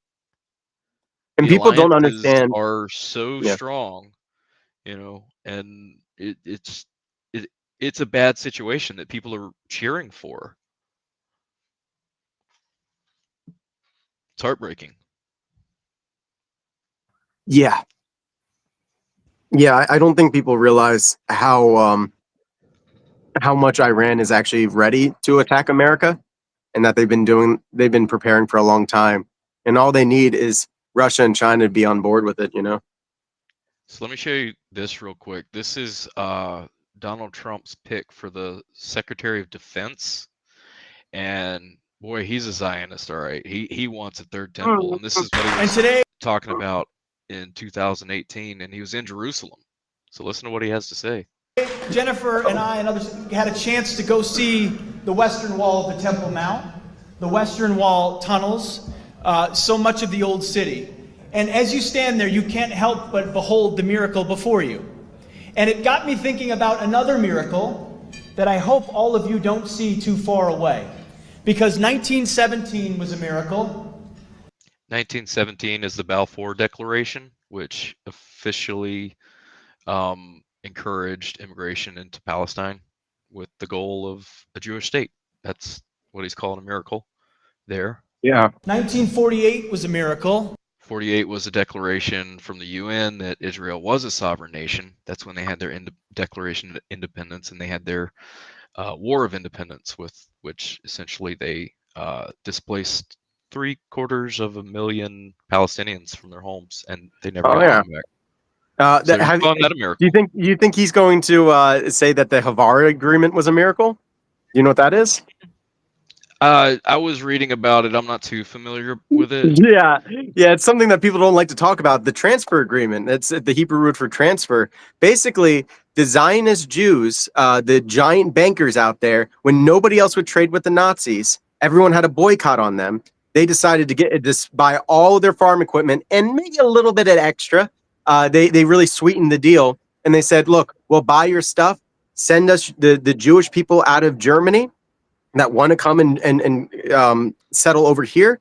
We agree with Adolf Hitler. We don't belong in Europe anymore. We want to start our own country, and we actually kind of like we're probably this is me adding a little ad-libbing in a little bit, but like no, we like your you're technique. absolutely right. You like You're your absolutely right. colonizing techniques. Yeah, it's like, yeah, we know this is an occupied land, but don't worry, we'll take care of it just like you would That's us. how it happened. That's how it happened. The earliest Zionists embraced anti-Semitism as a means for encouraging diaspora Jews to immigrate to Palestine to become their own nation. That was their And goal. Like, hey, we have to acknowledge anti-Semitism, and then we have to encourage it in a way that. yeah, And they would even call diaspora Jews in Europe lesser people, they like did. dogs, essentially. They said They you do hated their own. whatever you want to do with them because they didn't decide to come over to Israel with us. Go ahead and throw them into concentration camps.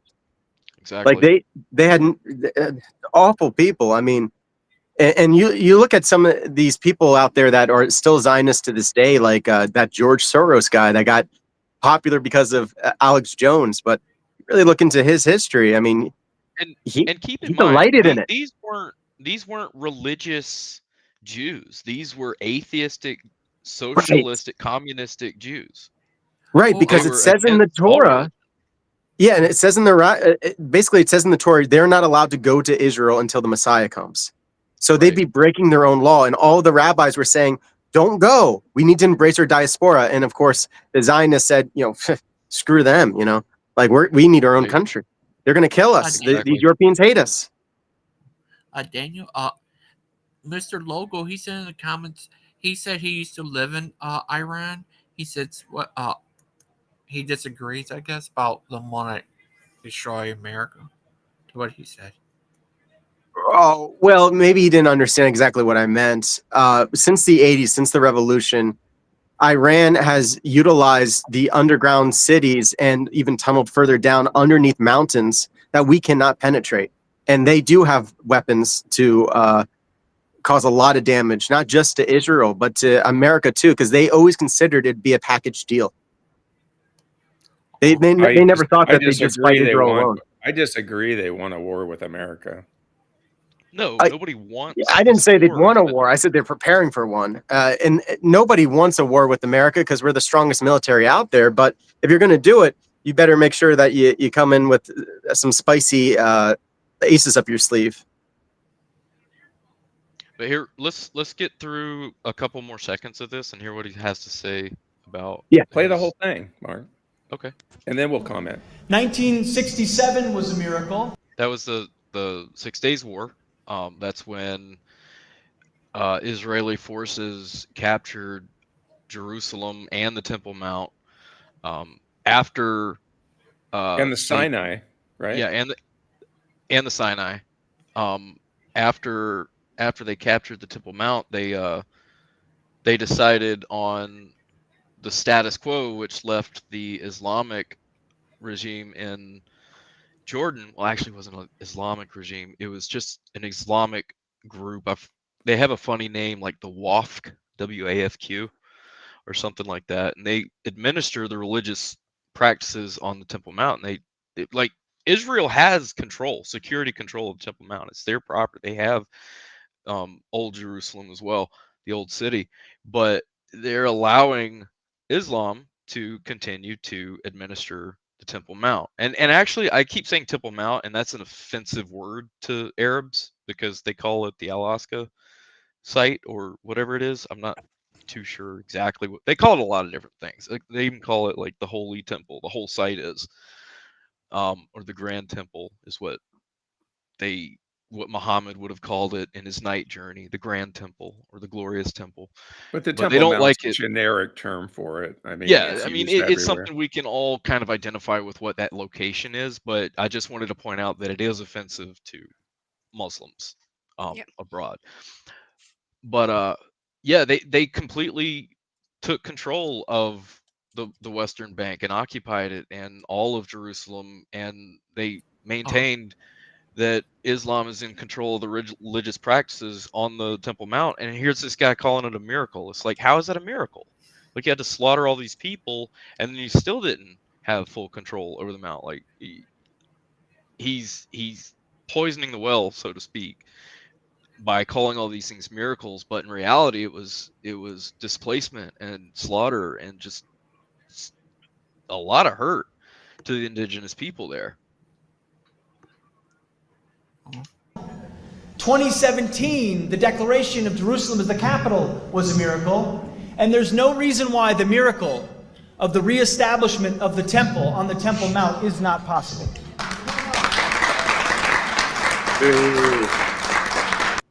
See, that is gonna be a red line that is just gonna result in war. There's no ifs, ands, and buts about it.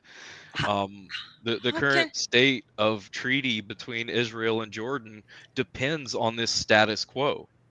And if they so much as lay a cornerstone, that treaty's broken and they will go to war. That's just inevitable. There's no maybe, there's no if, ands, or buts. That's just the reality of the situation. This is the potential Secretary for Defense, by the way. Right. So keep that in mind. How can he say that there are no reasons it wouldn't be possible to, I don't know the words he used, if he said rebuild? He said it's going to be a miracle. Yeah. He's saying there's no reason a miracle wouldn't happen, which, yeah, I mean, what the other events that he describes as miracles have all resulted in death and destruction on innocent people.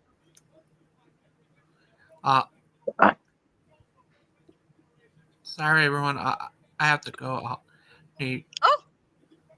Okay. No problem. I'm so sorry, everyone. No, I hope you're okay. Everything okay on your end? Everything's okay. Okay, good. Good. But I need to talk to Big Bad Mama after the show real quick. Okay. Well, Are glory you to there, God, Big Bad everybody. Hope you have a great day. See ya. I'm Bye, so Daniel. Take care. Take care, everyone.